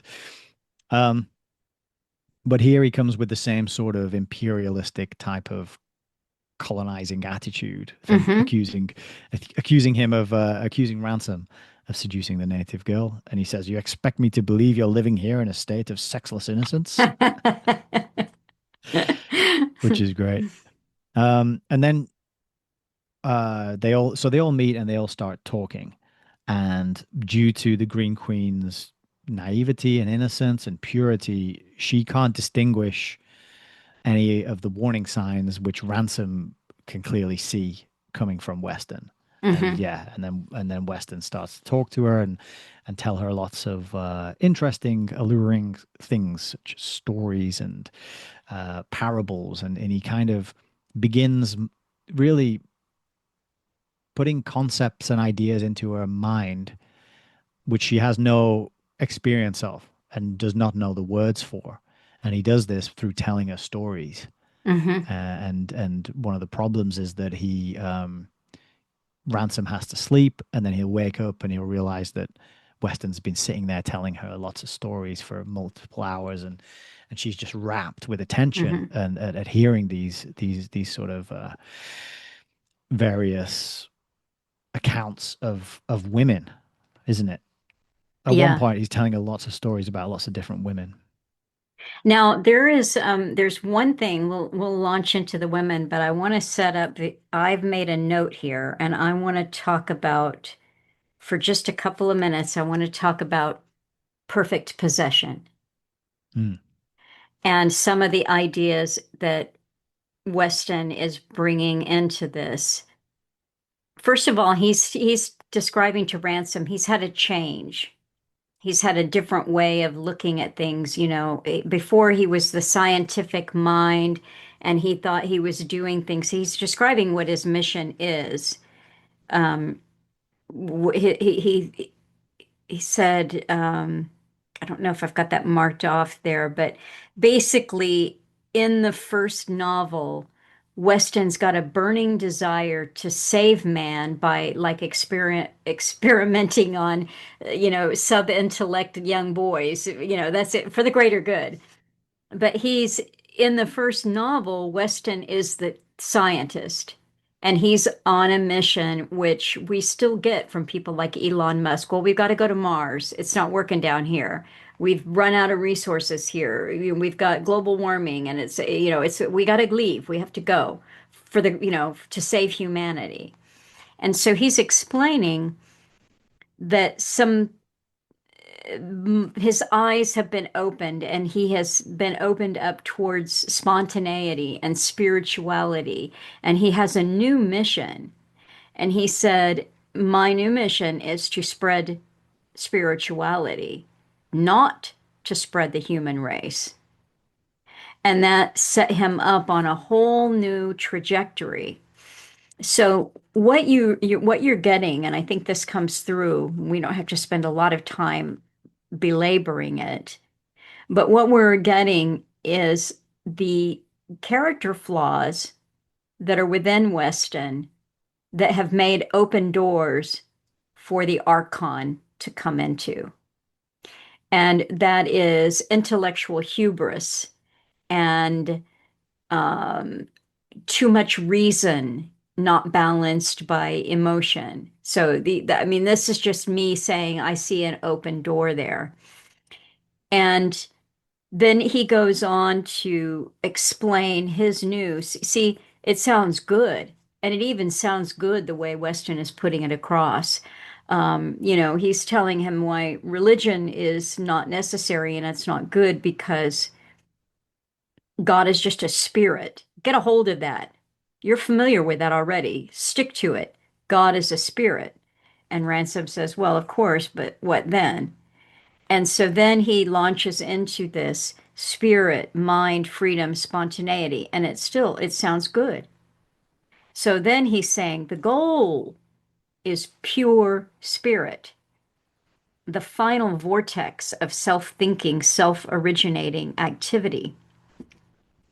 And I won't waylay us too much, but I got into some Hindu concepts there, some Brahma here, and also the way that he's discussing, it's still a kind of a scientific approach to spirit and spirituality that he has. He can't get past that because he has been spending too much time with the Dark Archon. It has damaged his thinking. And what we're seeing is that it's damaged it beyond repair. And so we see this unfold until we get over to, I just want to check it here, 80. All of this comes through in my page 80 and 81, 79, and then again, it's explaining these concepts, which frankly are evolutionary. They are evolutionary concepts that man, through his own volition, is progressing towards something that is amazing, which is this uniting with pure spirit. It's all man deciding to do this. Man does this, and man unites. And I made a note on my notepad there that some of the ways that he was expressing things reminded me of I'm sure that I'll mess it up the pronunciation, but it's a French Catholic priest by the name of Pierre Teilhard de Chardin. And he gave us a concept of something called a noosphere. And his ideas really took hold.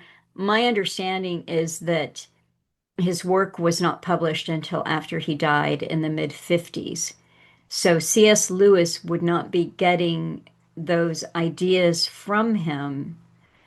But I have to think that this was the intellectual soup around Vatican II in the early 60s. In fact, I know enough about the history of Vatican II to know that it was these new, what you might call new concepts of spirit and the evolution. And it really sounds good. Doesn't it sound good? We're all evolving. I hear this all the time. I mean, I heard, I've enjoyed a few things by James Tunney, and I'm not casting an aspersion on his work, but I heard him talk to Jeffrey Mishlove about how we're, evolving, spiritually evolving. And I'm like, I don't know, man, where are you seeing spiritual evolution? I'm not seeing that because I have to always return the journey back to the individual. It's an individual's journey. I am not one who believes that somehow the collective is going to noosphere into pure reason or some amazing state here, but these are the concepts that are being discussed here, and it is the ultimate of human arrogance. And finally we get to the possession, and this is on page 82.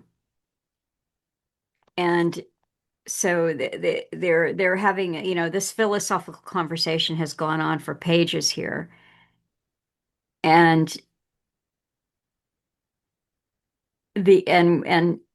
so Ransom is trying to point out some problems that he sees in the argument, and the issues that Weston seems to be having with morality.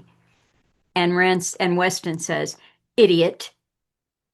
His voice was almost a howl, and he had risen to his feet.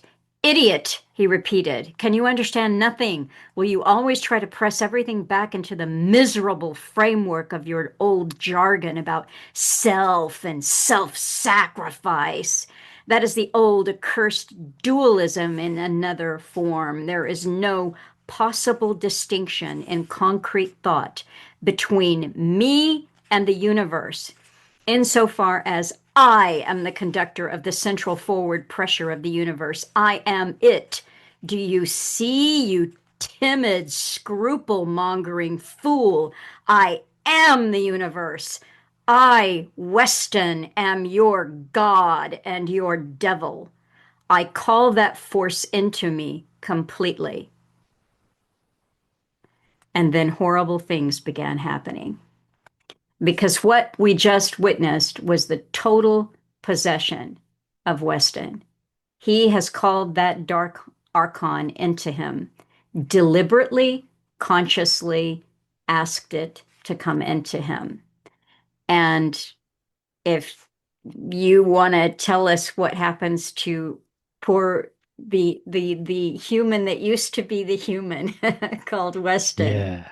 Well, it's such that whole passage is so good. I haven't, it was a while ago when I read it, but yeah, he does talk. I mean, just before that, he talks about a force And then he says that he's guided, he Hmm. says chosen, guided. I've Yes. become Yeah. conscious that I'm a man set apart. He's special. He's been picked.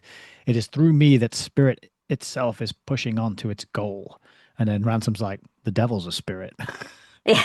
you know, just pointing that out. And then yeah, and then he just he's but an interesting bit as well is he says something like he says something, the thing we are reaching forward to is what you would call God. The reaching forward is what people like you always the reaching forward is what people like you always call the devil. And he's saying they're the same thing. And yeah, it's amazing to watch that build up and then that like climax there that you just excellently voice acted. I thought that was really good. But he does say as well that when he says all that bit, calling him an idiot and saying I am the universe, he says that a spasm like that preceding a deadly vomit twisted Weston's face out of recognition, and then it passed for 1 second. Something like the old Weston reappeared. The old Weston, staring with eyes of horror and howling, Ransom, Ransom, for Christ's sake, don't let them. And instantly his whole body spun round as if it had been hit by a bullet, and he fell to the earth and was there rolling at Ransom's feet, slavering and chattering and tearing up the moss by handfuls. It is amazing. It's such a great description. And so then we've witnessed the full possession and the transformation of Weston into what becomes known as the Unman, the Hmm. UN man. And I'd sent you a message about how amazing this is, given sort of Alan Watts talks and mentioning of things like the is it 1984, sorry, where they have good and ungood.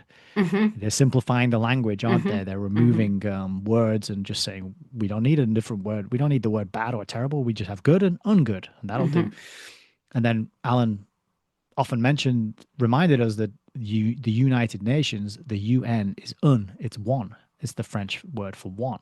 And a lot of what we study is this sort of one world system, this one world control grid.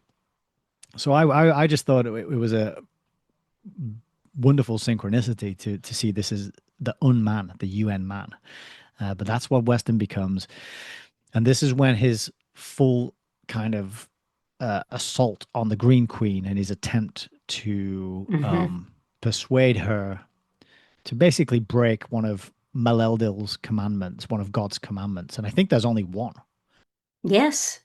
Basically, all God has told her and the king, who's absent. So there is a king on this planet as well, but he's absent. He's off going on his own adventure. We find out later. But the one commandment is don't ever take up a abode on the fixed land. So it Hmm. turns out there is fixed land on this planet. Not much, but there is some. And he basically says to it, never. I think he says never sleep there, Never right? sleep there. Never sleep So on fixed land. never sleep, and that's it. Yeah. And so then the sole mission of the unman becomes to convince the Green Queen that, oh, doesn't won't God Hmm. really wants you to disobey him. He'll respect you more if you make Hmm. decisions for yourself and you make your own mind up, right? Yeah. And this is when this is when the contest begins, and Ransom starts to realize what he's there for. The unman is there to tempt the queen, and Ransom is there presumably to prevent that temptation from happening. And he starts to see it through the biblical terms, the biblical worldview that he has as a Christian. But he doesn't see it as it's quite C.S. Lewis. He makes it very clear that this isn't a simple repeat of what happened here on Earth with Adam and Eve. Hmm. This is not the same thing again.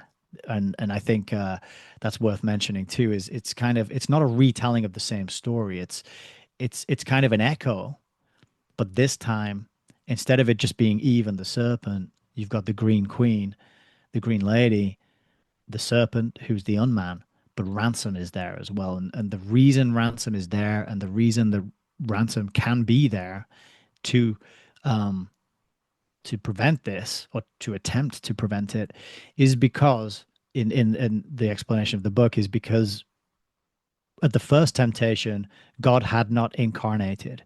But Hmm. now that God has incarnated and brought humanity into his body, the body of God, there's then now God can be there through Ransom Hmm.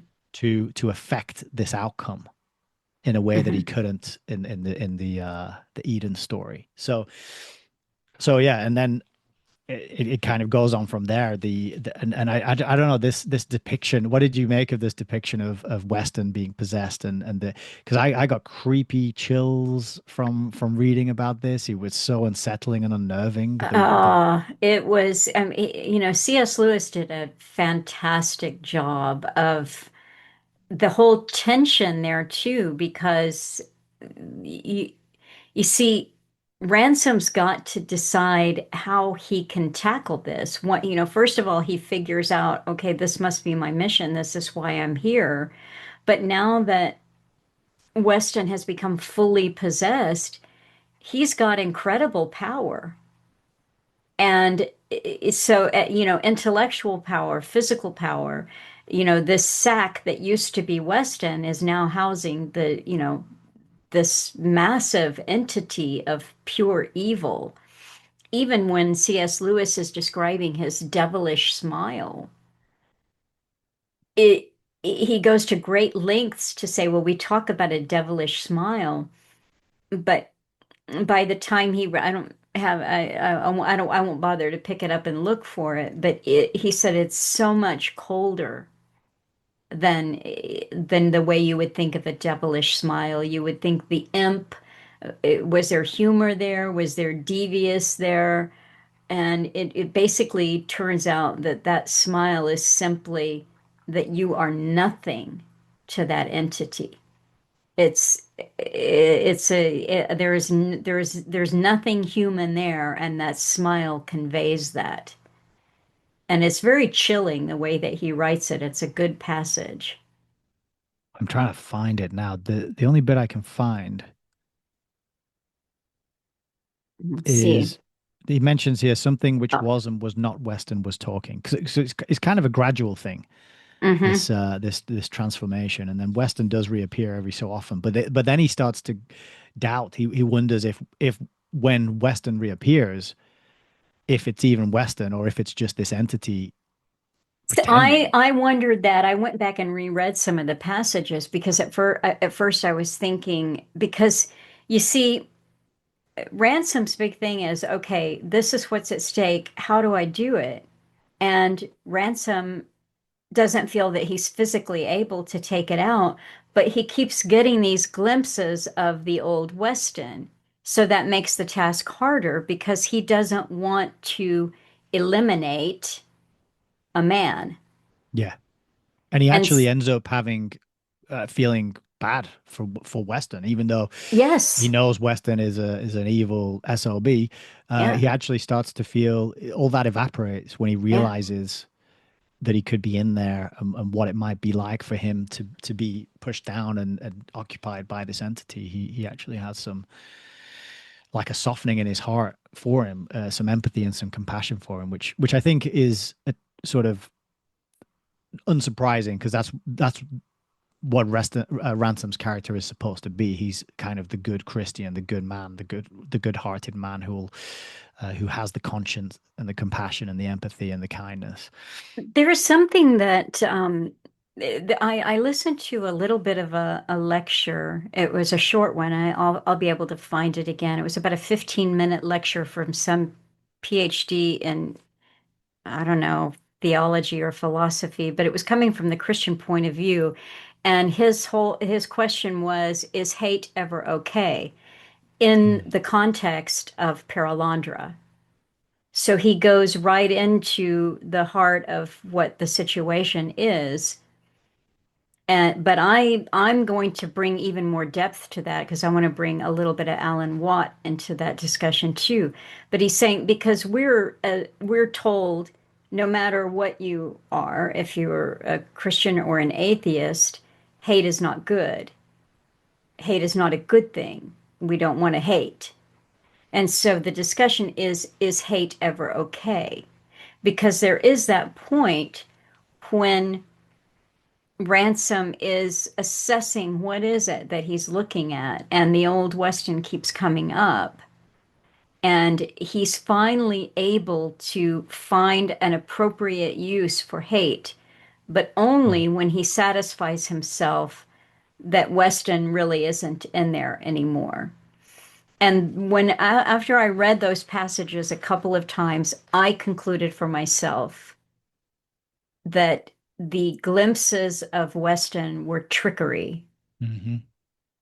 because the devil, if we want to call him that, this entity that had taken over Weston, understands that we humans, we want to give people the benefit of the doubt. That is human to give people the benefit of the doubt. And I personally have had several experiences with some really bad people, and I just keep giving them the benefit of the doubt because, or even, and to take the benefit of the doubt further, well, what have I done wrong? Mm. There you are. What could How I have have done I, yeah, differently? what could I have done? And you finally realize that there are some types of people for which that's not the correct approach. The correct approach is what is in them? What is Yes. in them? I've just found that the passage as well of when he describes Weston's smile. Oh, good. If it's worth reading that, because I Yes, do. I've yes, just been glancing over it. And it is pretty good. good. So what happens is he wakes up every night. He has to Ransom has to go to sleep, and Weston or the unman doesn't have to sleep or has to sleep much less because he's possessed. So this is a kind of disadvantage that Ransom has. And every morning he wakes up and he looks around and he has to catch up with, find out where they are and catch up with them and try and, you know, it's just it makes the situation more challenging. And this one morning he wakes up and he's looking around. He can't see the green lady or the unman, and he finds a trail of dead frogs, and they've been sort of sliced in half. They've been picked up and killed and then thrown to one side, right? And so he follows this trail, and actually he finds one that isn't fully dead, and he decides to put it out of its misery, and that This is again, you're really getting to the heart of what it is to be human, because the impulse is, I can't save this, so let me put it. Yeah, but carry on, because yeah, it's a very heartbreaking little scene. it is, yeah. So he basically tries to. So he says the whole. So he finds the this trail of damaged animals. He says it's one of the brightly colored frogs, but some accident had happened to it. The whole back had been ripped open in a sort of V-shaped gash to the point of the V being a little behind the head. Um, and then he realizes it's alive. And then he says he tries to put it out of its misery, and he finds it extremely difficult, much harder than he expected. And he says that it would have been better, or so he thought at that moment, for the whole universe never to have existed than for this one thing to have happened, meaning this frog that's basically been tortured. He says, then he decided, in spite of his theoretical belief that it was an organism too low for much pain, that he had better be killed. He had neither boots nor stone nor stick. The frog proved remarkably hard to kill. It's amazing how he doesn't even describe the method or what he tried to do or any, it just that one sentence. And then you just feel the kind of gut wrenching horror I of the mean, you're scene. making me, tear up again. It's just it's horrible, And you're right, he doesn't graphically describe it, but it's this, it's a frog. And he says, when it was It's far too late to desist, he saw clearly that he'd been a fool to make the attempt. Whatever its sufferings might be, he had certainly increased and not diminished them. But he had to go through with it. The job seemed to take nearly an hour. uh, Yeah, it's heartbreaking. But he continues the trail, and then of course he finds at the end of it Unman sitting there, just picking these frogs up, ripping their backs off, and throwing them to one side. And at this point, he's starting to look like a corpse, like an animated corpse. And I forget what it was, but Weston had some sort of accident earlier, and he recovers from it, and that's one of the clues that tips Ransom off. He says, "How's he recovered from this Mm-hmm. thing so quickly?" Mm-hmm. And at this point, he's starting to look like basically a zombie. Um, he says he did not look like a sick man, but he looked very like a dead one. The face which raised from torturing the frog had that terrible power which the face of a corpse sometimes has of simply rebuffing every conceivable human attitude one can adopt towards it. The expressionless mouth, the unwinking stare of the eyes, something heavy and inorganic in the very folds of the cheek, said clearly, I have features as you have, but there is nothing in common between you and me. It looked at Ransom in silence and at last began to smile. I just skipped ahead because the Mm-hmm. description is long, but it's good. But we want to get to this smile. We have all often spoken, Ransom himself has often spoken, of a devilish smile. Now he realized that he had never taken the word seriously. The smile was not bitter, nor raging, nor in an ordinary sense sinister. It was not even mocking. It seemed to summon Ransom with a horrible naivete of welcome into the world of its own pleasures, as if all men were at one in those pleasures, as if they were the most natural thing in the world and no dispute could ever have occurred about them. It was not furtive, nor ashamed. It had nothing of the conspirator in it. It did not defy goodness. It ignored it to the point of annihilation. Ransom perceived that he had never before seen anything but half-hearted and uneasy attempts at evil. This creature was whole-hearted. The extremity of its evil had passed beyond all struggle into some state which bore a horrible similarity to innocence. It was beyond vice as the lady was beyond virtue. Mm. Oh yeah, it's so creepy, like spine tingling. Um, Ugh. and it just gets worse and worse, as if it could get worse and worse. But um, the unman doesn't sleep, and what he does, he kind of finds these very mean, childish ways to frustrate and annoy Ransom. So one of the things he does is he just says his name over and over again while Ransom's trying to sleep. He just sits there and says, Yes. Ransom, Ransom. And at first he's shouting back and telling him to shut up and getting angry about it. And eventually he just has to sort of tolerate it and put up with it. That's I just am firing up another computer here. Sorry to turn my back to you, but there was something Laura from book club Mhm. was I was messaging with her just before we got on the call, and I said I was just about to start recording with you. It's hard to summarize some of these conversations they have as well, isn't it? I'm trying to pick Hmm. out like the key arguments and quotes and between these three while they're debating and going back and forth, but it's kind of tricky.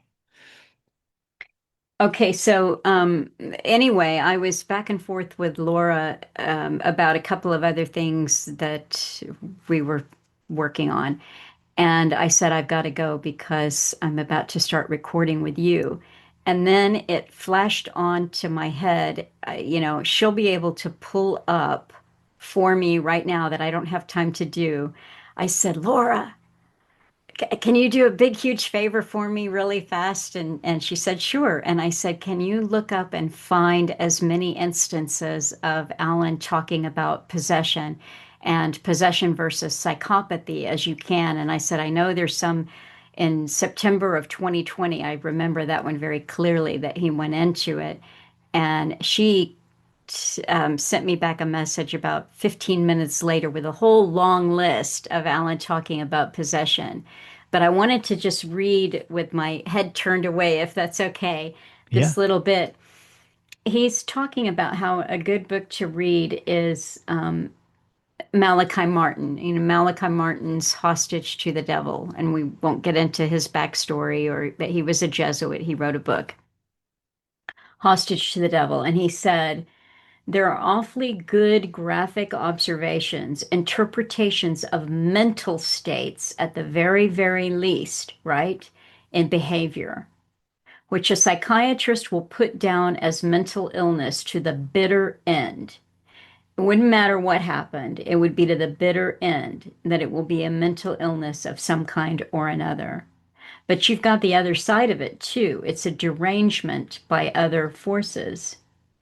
But when you put them down side by side, the possession, like perfect possession, is one category of possession, which is when a person is completely at home with the spirit or entity that's within, that's in them.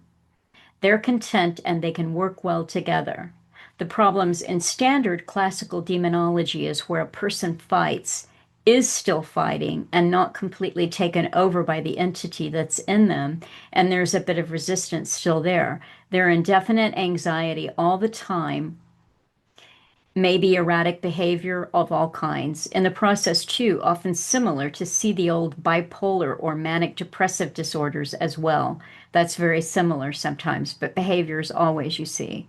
When a person has deliberately taken an entity on board and sought it out, it's a different kettle of fish. When you have an elite, not all of them, who knows how, if you have an elite group that literally, maybe intergenerationally, have taken these things on board, definitely they put out suggestions that some of the organizations they're into through the last century and a half, and the occultic sense of it, or even the last couple of hundred years, more or less, branches of French Freemasonry, etc., Hellfire Club, you definitely had this idea of eugenics, selective breeding, special breeding, mating with different people, but actually to create a type of child. And you find it going way back even to John Dee and the magical child. And that was eventually repeated and repeated all the way up to Crowley. So one of the things that Alan talked about in terms of psychopaths is that people should be, he said this in regards to, I'll find it for you when you get into Foundations, Their Power and Influence. But I remember a conversation that he had about that, about the people who intergenerationally work in foundations. He said the best thing that people could do, the best thing you could do for your children, is teach them how to identify a psychopath. And the point that I want to make really quickly is that in several talks, Alan Watt said, when you look at the signs and symptoms of a psychopath and you compare them to the signs and symptoms of a perfectly possessed person, then you have to say, what's the difference? What is the difference? And so when you see, Ransom's thing is that he is human, and he's still looking for the human in what has been taken over by the entity, and the entity knows that. And that is why the study of evil, instead of averting your attention to it, the study of evil and evil in people is so important, and psychopathic traits, because even listening to this, that I'll link to, even listening to this guy with a YouTube channel with PhD in philosophy or something, discussing when is hate appropriate for the Christian, he was missing a nuance there. The what is human is the struggle. You can see that. You can recognize the struggle in someone else that may manifest in a mental illness, something like that, where there is something eating at them, but they don't like it. It resides in them, but they're not comfortable with it. Down to just interactions that you might have with a person who is a total jerk, but maybe not total, and they come back later and say, I'm really sorry about that. Hey man, sorry about that. It's when you have that devilish smile where the humanity has been, and you can see it and you've observed it long enough. Because what I'm saying is we are surrounded by this all the time. And I think we are actually called on to know the difference. You can't just keep saying, well, Oh, well, you've got to be able to train yourself. You should train yourself to look for humanity. And when no humanity is left, hate is entirely appropriate. It's a complete, Well said. and Yeah, so it makes a lot of sense, and it ties in really well with the arc of Ransom's journey here. And just to sort of mention a couple of quotes about the tie-in with what you were just saying, when he's describing the unman, Ransom says that he had full opportunity to learn the falsity of the maxim that the Prince of Darkness is a gentleman. Again and again he felt that a suave and subtle Mephistopheles with red cloak and rapier and a feather in his cap, or even a somber, tragic Satan out of Paradise Lost, would have been a welcome release from the thing he was actually doomed to watch. So he's kind of watching the unman and trying to protect the animals from it and keeping an eye on it. It was not like dealing with a wicked politician at all. It was much more like being set to guard an imbecile or a monkey or a very nasty child. But he says this bit, which I thought was quite interesting. Um, Ransom soon perceived that it regarded intelligence simply and solely as a weapon. And the way he realizes this is because when the unman is dealing with Ransom, it's this disgusting, childish, monkey, imbecile, nasty child, calling him names, pulling faces at him, and repeating his name to annoy him. And then when the unman talks to the lady, he's full of persuasive stories and rhetoric, and he has all this intelligence. And he says it regarded intelligence solely as a weapon, which it had no more wish to employ in its off-duty hours than a soldier has to do bayonet practice when he's on leave.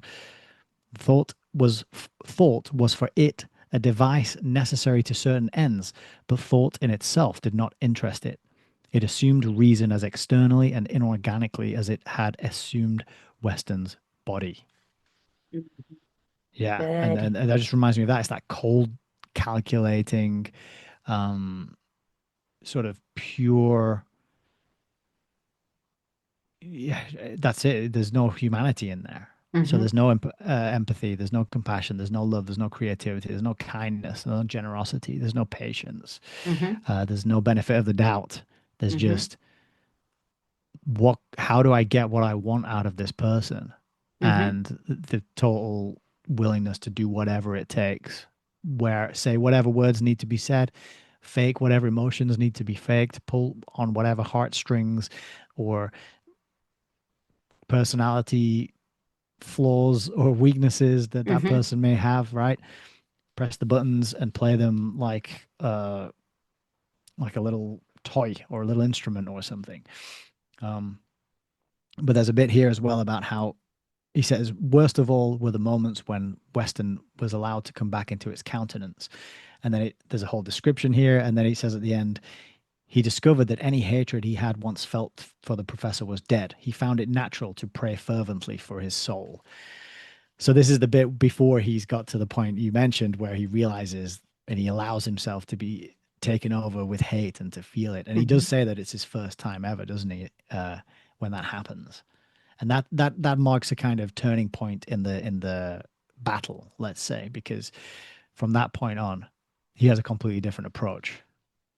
Yes, I think that there's something there too that he has realized, and that's why he has to marshal hate, is because he's realized that he will not be able to outwit it or win in an argument with the Green Lady.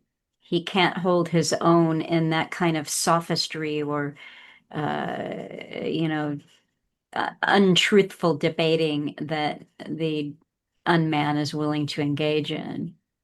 And he mentions here how the unman started to teach her many new Mm. words like creative and intuition and spiritual. And Hmm. it just reminded me of New Age. I just put New Age in the margin there, because how it sounds like you're raising your vibration and you're plugging in, and you're plugging into the collective consciousness and raising your vibration so that we can lift everyone out of all that sort of rhetoric. See, the one thing too, the way that the unman appeals to her or attempts to appeal to her is that because these things are exciting to her. It's making her grow older Yeah, the very new. quickly. And but it's also, he does the appeal to vanity.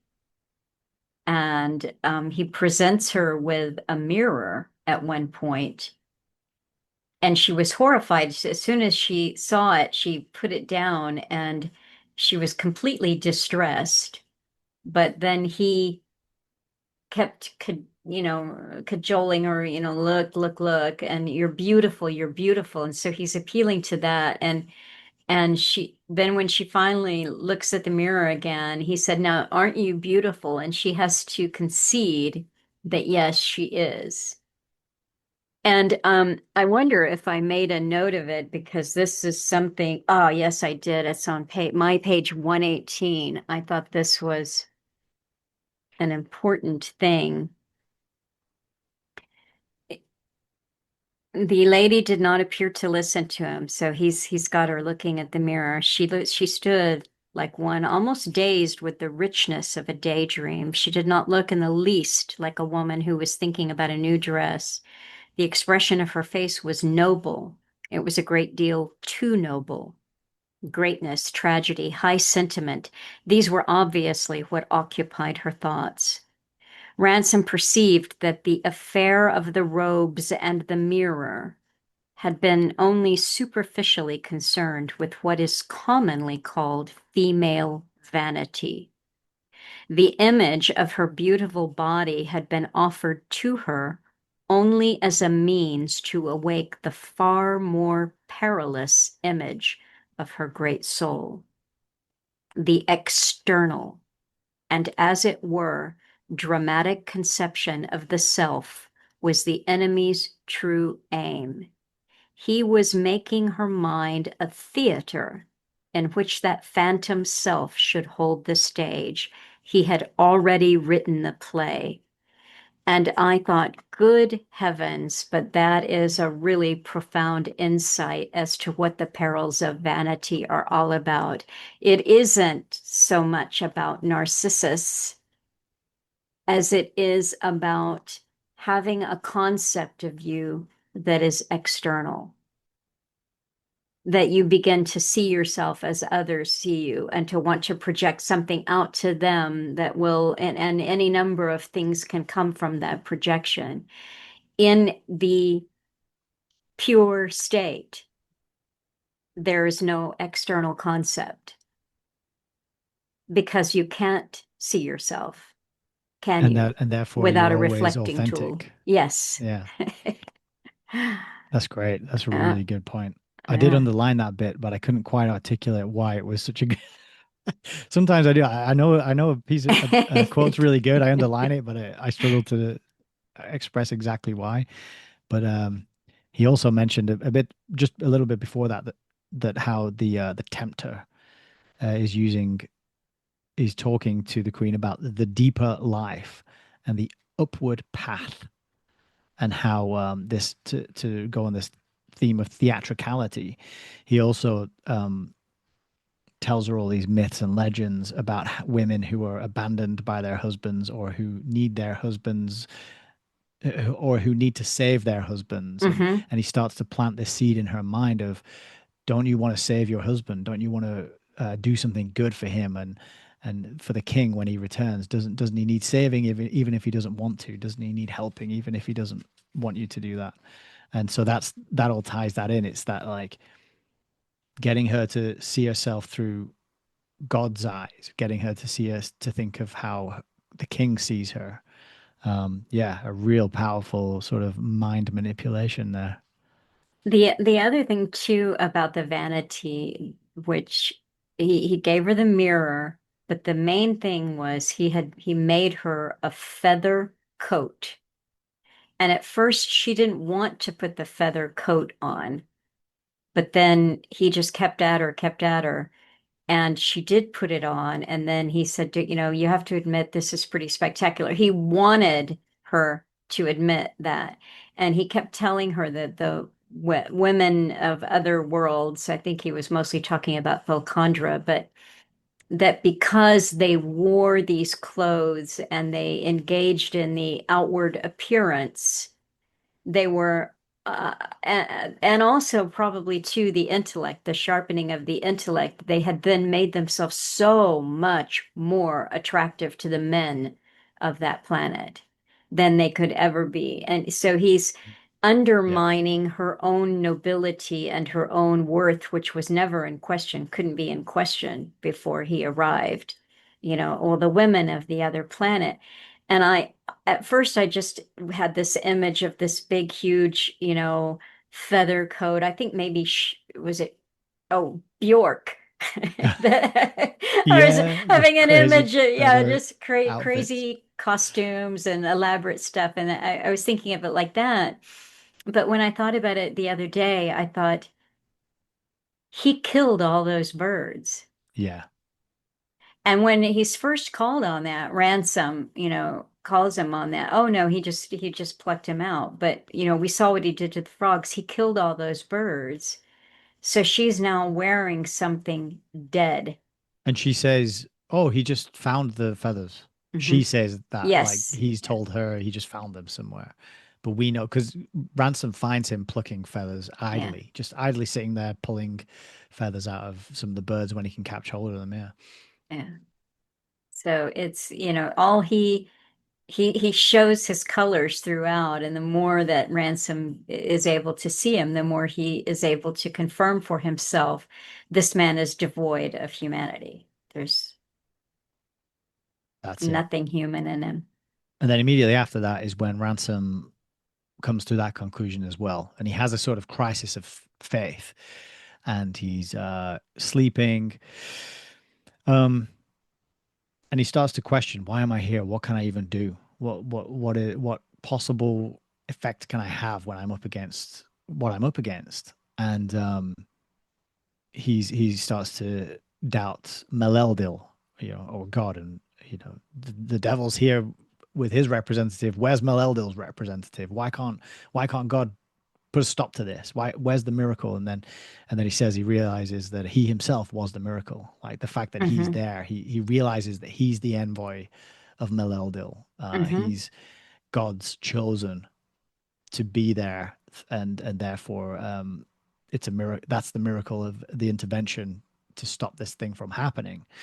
Um, and then he realizes that it's a spiritual battle as well. He reflects on how it stands to reason that a struggle with the devil meant a spiritual struggle, and making physical combat only fit for a savage. But then he realizes, then off the back of that, he says, but the problem is that there's a physical entity here which the devil's using, Hmm. or the entity is using to invade this Perelandra.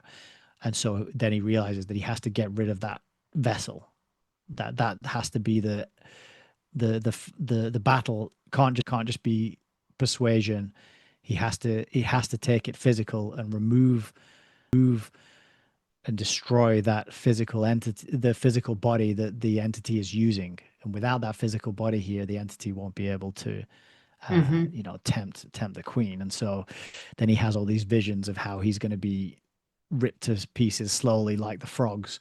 And he has this kind of night of feeling very like there's no hope he could have against this entity, because he imagines that it's going to have super strength and power and endurance and all these other things, and that he'll be absolutely no match for it.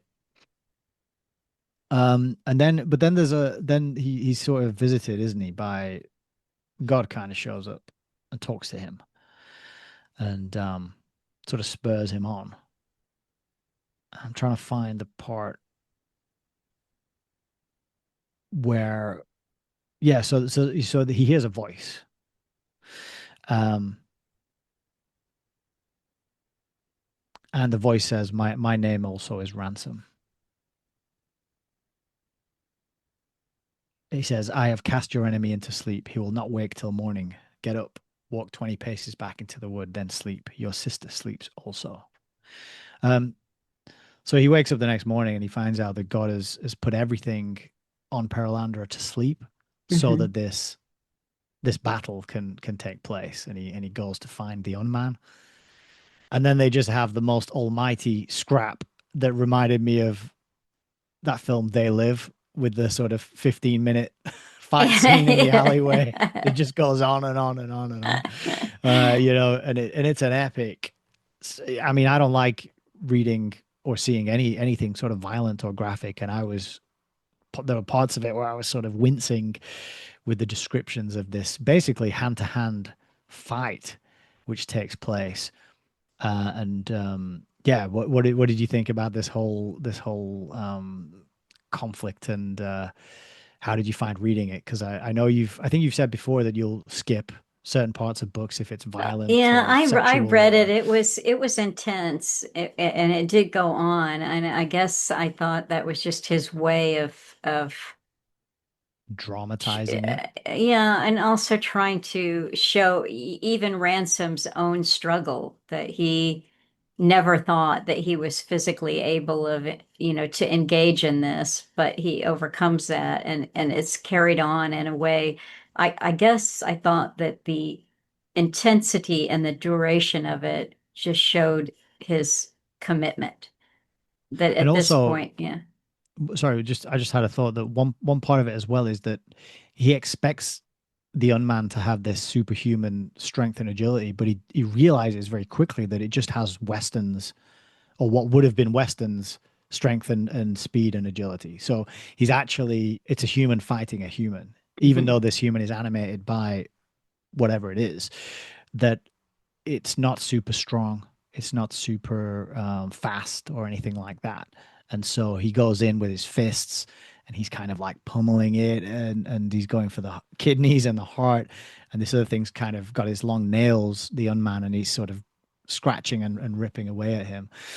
Um, and what I realized at that point is that it's almost, and I think this is another layer to the story, is it's like, as you just mentioned, it's kind of a battle with himself as well. Mhm. There's a real theme of Ransom, a sort of death and rebirth for Ransom into a new man, which happens actually multiple times, because he's already happened in that he got in a coffin to get here in the first place. Mhm. Mhm. And in the first book, on their way back, there was a strange passage where they all thought they were going to die, and then suddenly they were just back on Earth.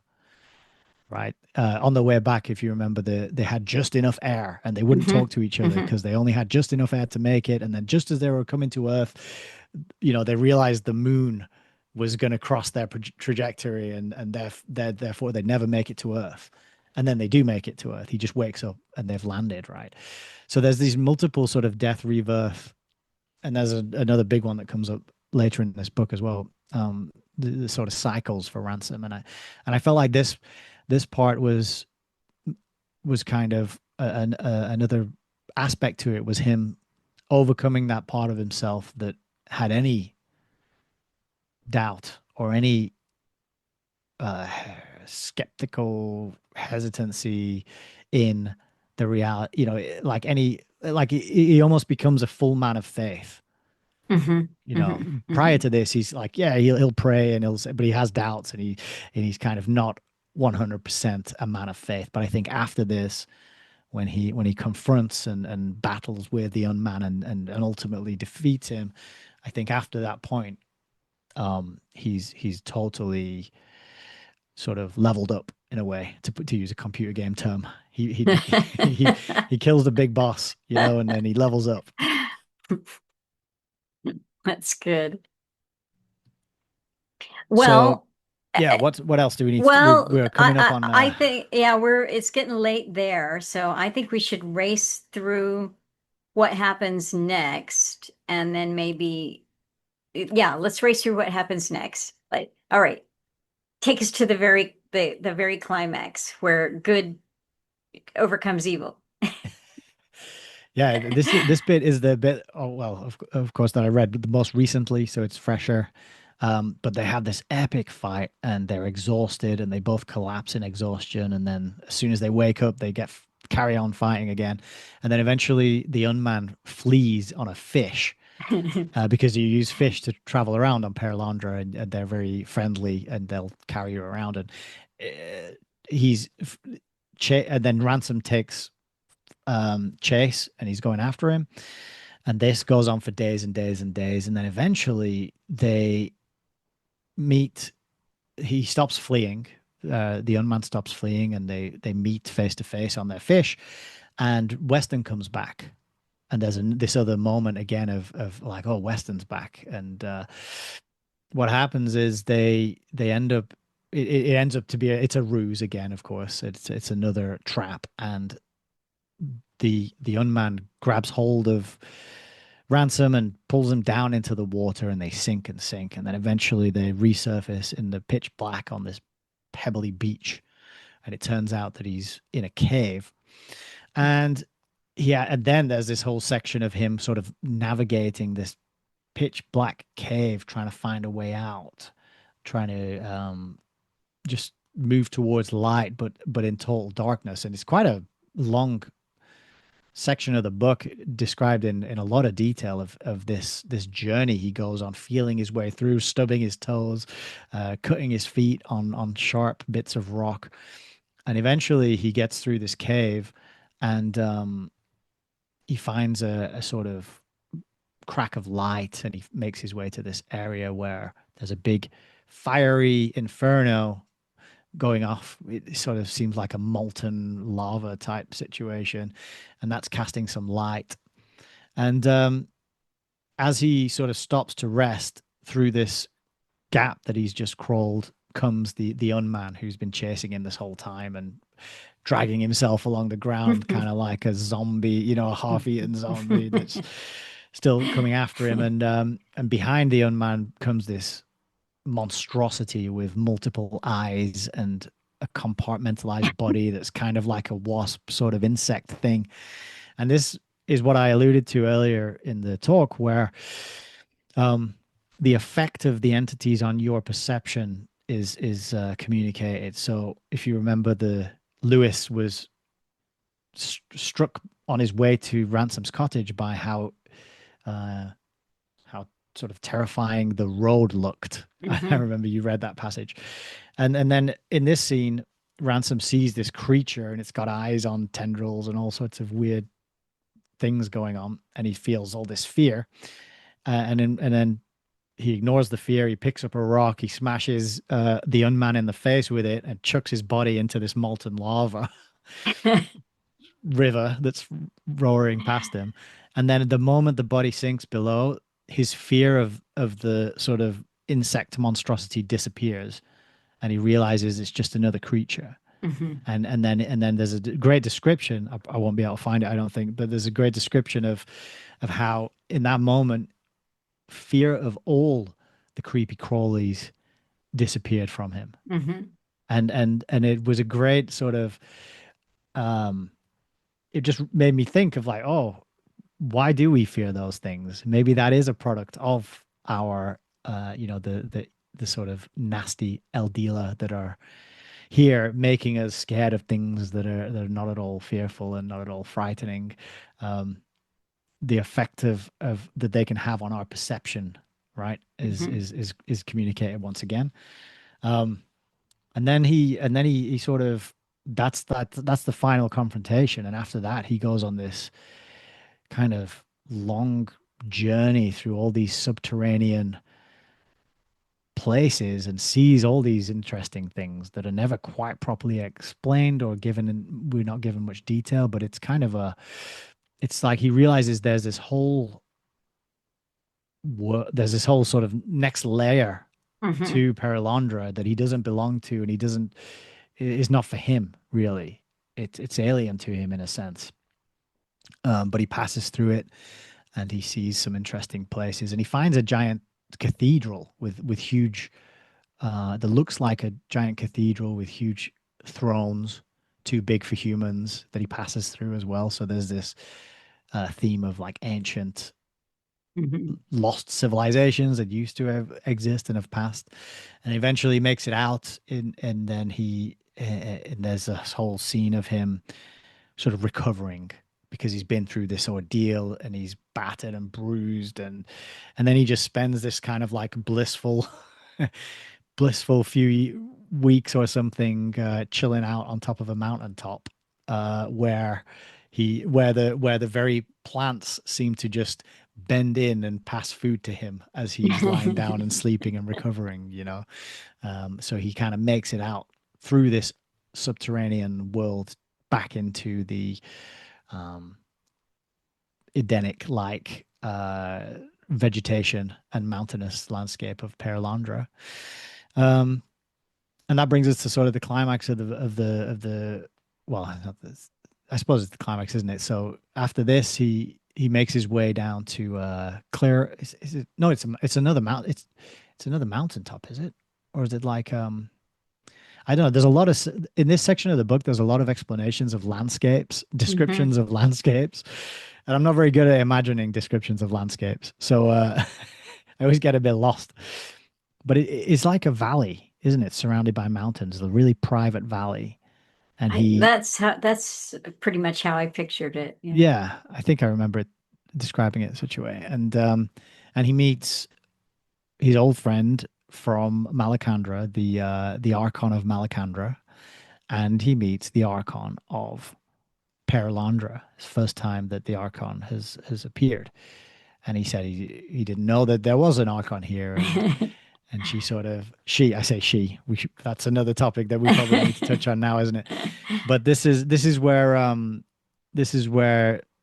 there's a section in the book that I think took us both by surprise, and we didn't, and you mentioned it to me in our messages before, but this description of basically he that it's the archon of each of the planet, but then they assume the name of the planet. So then it becomes Malacandra and Perelandra, and we kind of realize that the book's called Perelandra, and it's not in reference necessarily to the planet, but the archon of the planet takes that name as well.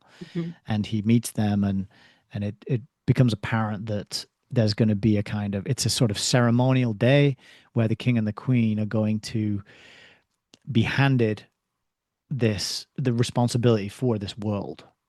Um, so do you want to take it over? I feel like I've just whizzed through a whole bunch of stuff there. No, you're doing a But great job. You're doing a great job whizzing. If you want to just whiz through to the king and the lady, and yeah, then we can have a brief chit chat about, that other part. right.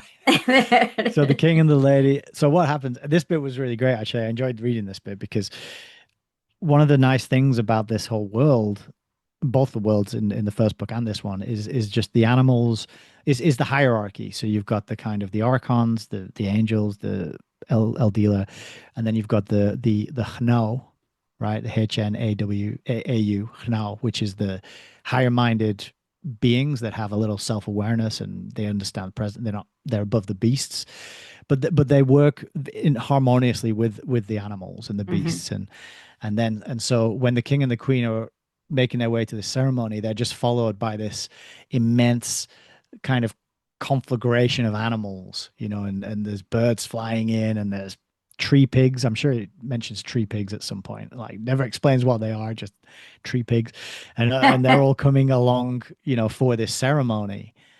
Just and it was a great scene. I just imagining that was a lot of fun, and then they sort of take their position opposite a lake, and and then a very strange part of the book is next, where the king and the queen and the two uh, Oyarsas, the two archons, and Ransom, they have a kind of like five-way psychedelic experience. That's the only way I can describe it, right? They kind of have a meeting and they start talking, and all their personalities kind of merge and overlap, and it's never clear who's talking. And then but they go on this kind of, it's like a spiritual psychedelic merging of minds, that's really weird to read. Hmm.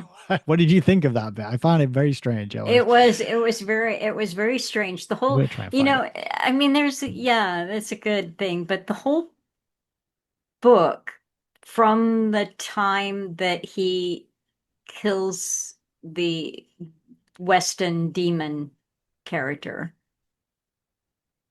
was just kind of bizarre for me. I mean, it's a story that you can follow, and then all of a sudden, it's almost like it switched tone.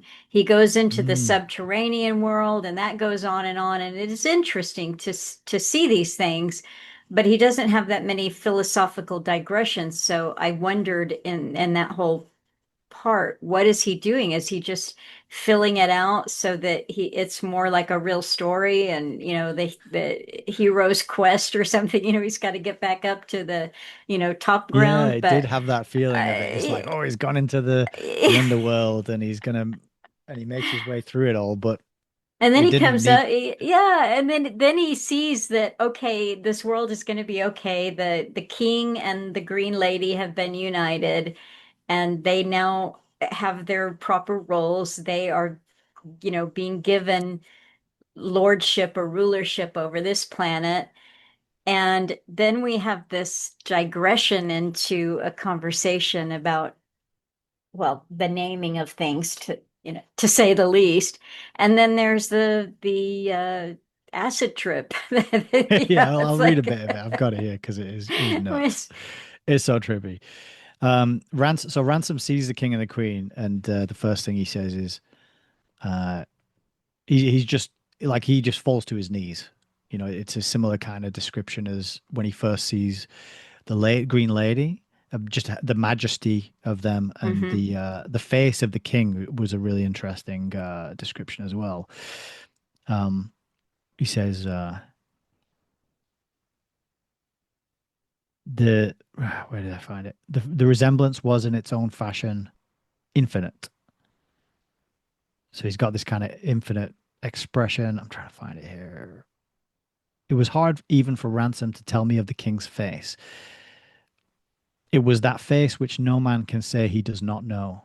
You might ask how it was possible to look upon it and not to commit idolatry, not to mistake it for that of which it was the likeness, meaning the face of God. Um, but it says the beauty of it lay in the certainty that it was a copy, like and not the same, an echo, a rhyme, an exquisite reverberation of the uncreated music prolonged in a created medium. So there's more of these similar descriptions of how majestic and awe-inspiring they are. Um, and then they have that discussion. They invite Ransom, and they heap loads of praise on Ransom because they recognize Ransom's role in and what Ransom's done in Mhm. preventing the fall. And then while the king's been away, he tells us that he's been on this basically on this journey with God, and God's filled him in on all the important stuff. Told him what happened on Earth, and like, oh, it's a bit of a mess over there, and we're trying to avoid that here. And so the king comes back just fully aware of everything that's gone on, and really impressed with Ransom, and they heap loads of praise on Ransom, and then they I'm trying to find a bit where this conversation starts. Um, the voice that spoke next, yeah. So they'll get together, start talking about the great game and the great dance. And then the king, Tor, says, I know little of it as yet. Let the Eldila speak. And then he just goes into the voice that spoke next seemed to be that of Mars, but Ransom was not certain. And who spoke after that, he does not know at all. For in the conversation that followed, if it can be called a conversation, though he believes that he himself was sometimes the speaker, he never knew which words were his or another's, or even whether a man or an Eldil was talking. The speeches followed one another, if indeed they did not all take place at the same time, like the parts of a music into which all five of them had entered as instruments, or like a wind blowing through five trees that stand together on a hilltop. We would not talk of it like that, said the first voice. The great dance does not wait to be perfect until the peoples of the low worlds are gathered into it. We speak not of when it will begin. It has begun from before, always. There was no time when we did not rejoice before his face as now. The dance which we dance is at the center, and for the dance all things were made, blessed be he. Another said, Never did he make two things the same. Never did he utter one word twice. After earths, not better earths, but beasts. After beasts, not better beasts, but spirits. After a falling, not recovery, but a new creation. out of the new creation, not a third, but the mode of change itself is changed forever. Blessed be he. And then it just goes, it goes on like that. Every paragraph ends with blessed be he, and there's 4 pages of Age, it, yeah. like 4 pages. It's it's It's nuts. almost it's almost like the Unborg. You know, It is a bit, yeah.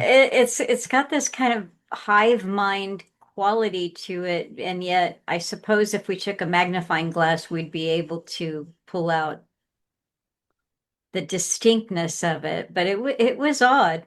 That's it was I'll admit, odd. right? I read 4 or 5 paragraphs of it, and then I just skipped to the next bit that didn't have "Blessed be He" at the end. I didn't read the whole thing because I felt like I'd have to really chew on it Yeah. because and pick it apart because it's almost like poetry rather than it's like stream of consciousness poetry rather than narrative. Yeah. Um, but the next section I thought was good, was interesting because he kind of describes it's another description of something that's transcendent.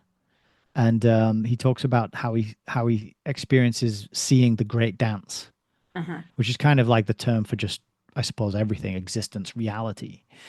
Um, and this is pretty good, I thought. So he talks about it seemed to be woven out of the intertwining undulation of many chords or bands of light, leaping over and under one another and mutually embraced in arabesques and flower-like subtleties.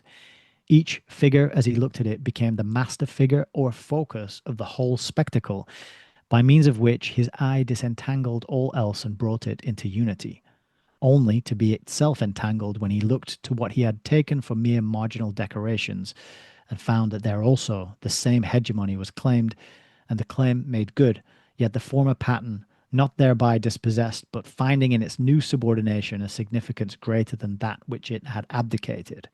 It's a bit wordy, but it's this idea of like everything matters. You could look at an ashtray, you could look at a cloud in the sky, you could look at a particle of dust, you could look at a mountaintop, and see it how it's all connected. It's all part of reality, and it's all woven together.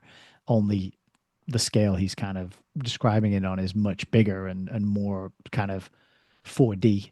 You want to think of it that way. Yeah, I had this I thought a microcosm within the macrocosm Yes. as you know because he keeps pulling back, you know, you see the little and then you see how the little is contained within something bigger and then you know that kind of an idea. Yeah, and I like that description. I thought he did well, and that's another page and a half paragraph of that, Yeah. which goes on and on. It was really good. But then he kind of comes to, and he all the animals have disappeared, and it's just him and the king and the queen there. And he says, "Where's everybody gone?" And they said, "Oh, they all had to go and do animal things." He says, "Bring up their whelps, lay their eggs, build their nests, spin their webs, and dig their burrows."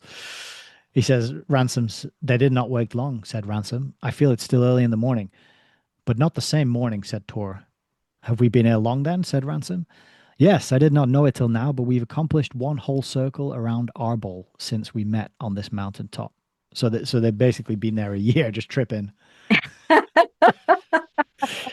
And yeah, that was it. They've been there a year tripping, and then he gets sent back to he gets put in his coffin, and he gets sprinkled with red flowers that smell very nice, and then he that marks the beginning of his journey back to Earth, which we saw him arrive, didn't we, before the story gets Mhm. started in the earlier chapter. So Mhm. that is it. That is his return to Earth. That is his visit to Perelandra.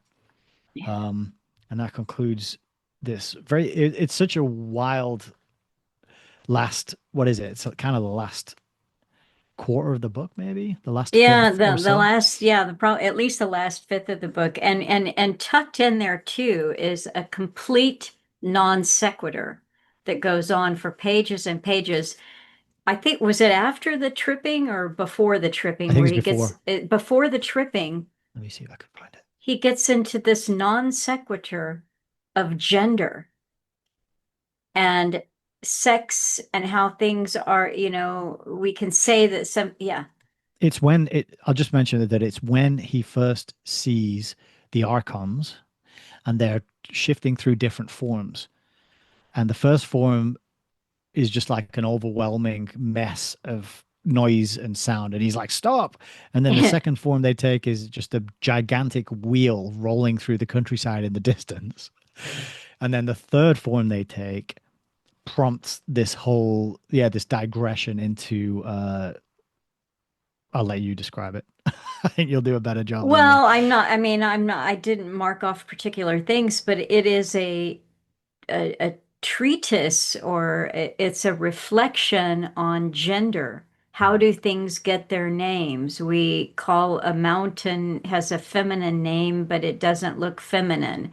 And he goes on through all kinds of things. He's pulling them up and saying, this has nothing to do with sex, and gender doesn't have anything to do with the male and the female and so it's a language thing. I think it's a discussion really about language. Mm. How does the philologist approach something? How does the philologist decide that something is masculine or feminine when, for instance, a mountain could not be seen to be feminine?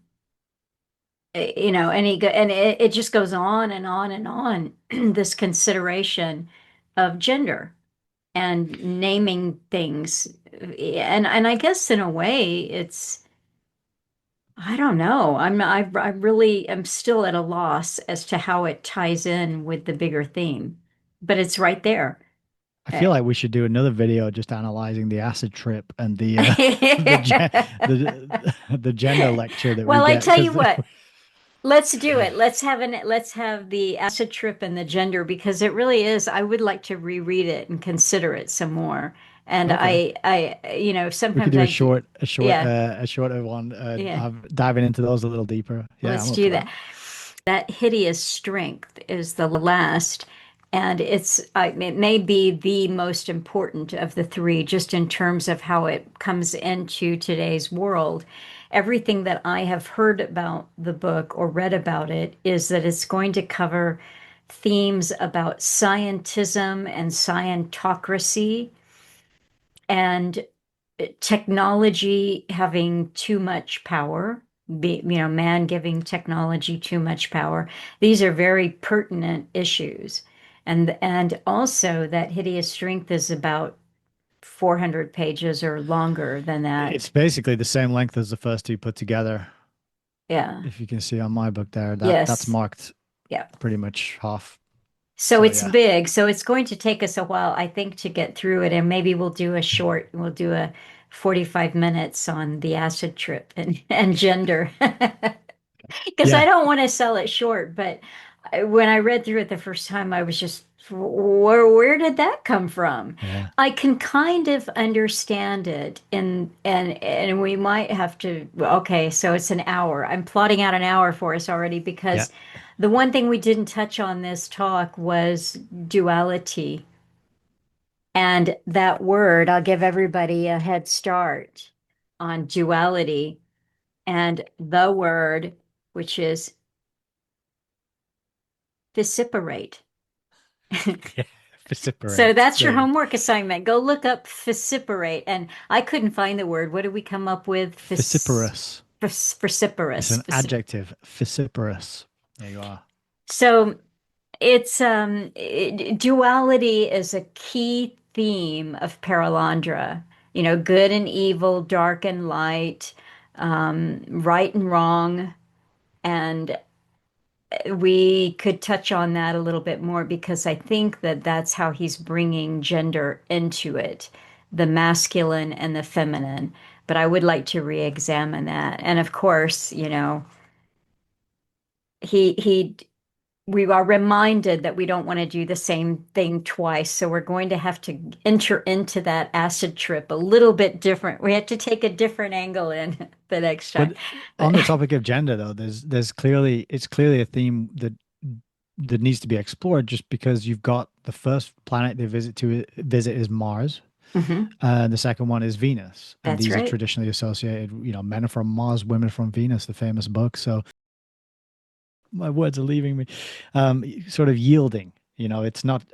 That's the word, yielding. It's kind of a. It's a landscape that has feminine qualities, and landscape of Malacandra has more masculine qualities. It's the hierarchy, it's the structure that's in place. So that's no accident too. And the It's fact that we meet the queen in this one, and in the other one, the journey is to meet the archon, who's kind of the masculine leader. So I think there's a lot to be uncovered there, all and right. not We'll only have a accidental. we will be bringing you a short. That's it. And so I don't know. Well, let's see. We're the 1st of October. I have a feeling we're going to be into the early December before we're ready to do that hideous strength. Yeah, that makes sense. I A think so. pre-Christmas talk because it is long. And I also think that our kind of preamble ramble with that is going to be more intense because of the scientism, scientocracy. And I think that it's going to spark a lot of connections for us as to what we Mm. see right now in this biodigital convergence. And I didn't mean to cast the aspersion on James Tunney, who has also done excellent work and mentioned C.S. Lewis and that hideous strength repeatedly as someone who early on called the dangers of the technocratic society. Um, but meantime, between now and December, we're going to bring you a short on duality and gender and acid trip. LSD, duality, and gender in Yeah. C.S. Lewis. Yeah. That'll get a lot of clicks. That's a great title. Well, this has been a lot of fun. I thank you for tuning in, and we will be back next week. I'll be here with Neil Foster. And we'll see, we haven't set an agenda, so we'll just show up and talk. And thank you so much. This is good. It's fun. I hope you enjoyed it too.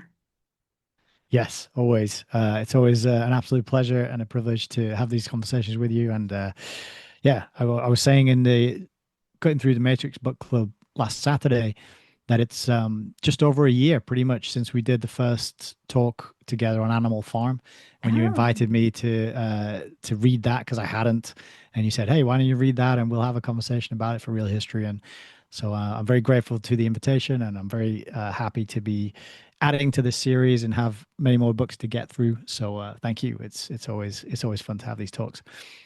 Well, and one thing that's fun about it too, Nick, is that you're covering, I mean, Between Two Ages is heavy, and I'd say, the Club of Rome's tome is not quite as dense as Brzezinski, but it's still not, light reading. It's, and Yeah, then no, you're not you're really. going to embark on Foundations or Power and Influence. That's heavy, and then we're covering Alan Watt, and that is intense because there's just so many. One of his interviews with Jackie Patriou opens up about 8 or 10 or 200 different avenues of exploration. So, with novels, even though there is a lot to absorb in them always, and places that it takes your mind, it's a break. I find it to be a break to switch gears and read a different kind of book. So, this has been fun doing it. I'm glad you suggested it. And just so you know, when before we embarked on C.S. Lewis, Nick presented me with a list of the next two novels that come. I forgot what they are, but we have it written down somewhere. So we're going to be busy for a while. So Yeah, thank I remember you. what they are. We did Oh, we do did put you? out we put out a poll, Okay. and the other two, I think this came in first, the Space Trilogy. Followed by this was Philip K. Dick, A Scanner Darkly, Oh, okay. and then in third place was Christopher Priest's book, The Inverted World. And Ah. Christopher Priest is probably best known for writing the book which became the film The Prestige with Oh, Hugh that was Jackman good. Yeah, and that was a good one. Christian Bale, and actually just a quick tidbit: the Christopher Priest said that the guy who made the film, Christopher Nolan, actually improved the story and put a better ending on it. So Christopher Priest himself said the film was better than the book, and it's one of the very few instances where I would say the film is better than the book. But He did another book called Inverted World, which is a sci-fi classic, and that came in third place. So that'll come up after Scanner Darkly by Philip K. Dick. Oh, and I have to tell you too, Philip K. Dick is a favorite of mine. And even and Alan and I read a lot of Philip K. Dick together, and we never read A Scanner Darkly. Okay. And and we had the disc of the The animated film. film that was made, and I will try to watch that. I have a hard time with anything that's been animated. But I'm going to try it. So, but other Philip K. Dick, I mean, I could do just him for a year. I haven't read Because, any, believe it or not. oh, So oh, Nick, he's the best. I'm And looking forward to it. all right, thank you so much. We are going to sign off because I have a feeling that Nick and I could just chit chat, and he's got to get back to other things, and so do I. Mine aren't quite as fun as a wee little baby, but. Oh, who am I kidding? The cats think they are. All right. I think so. I said goodbye. Yes.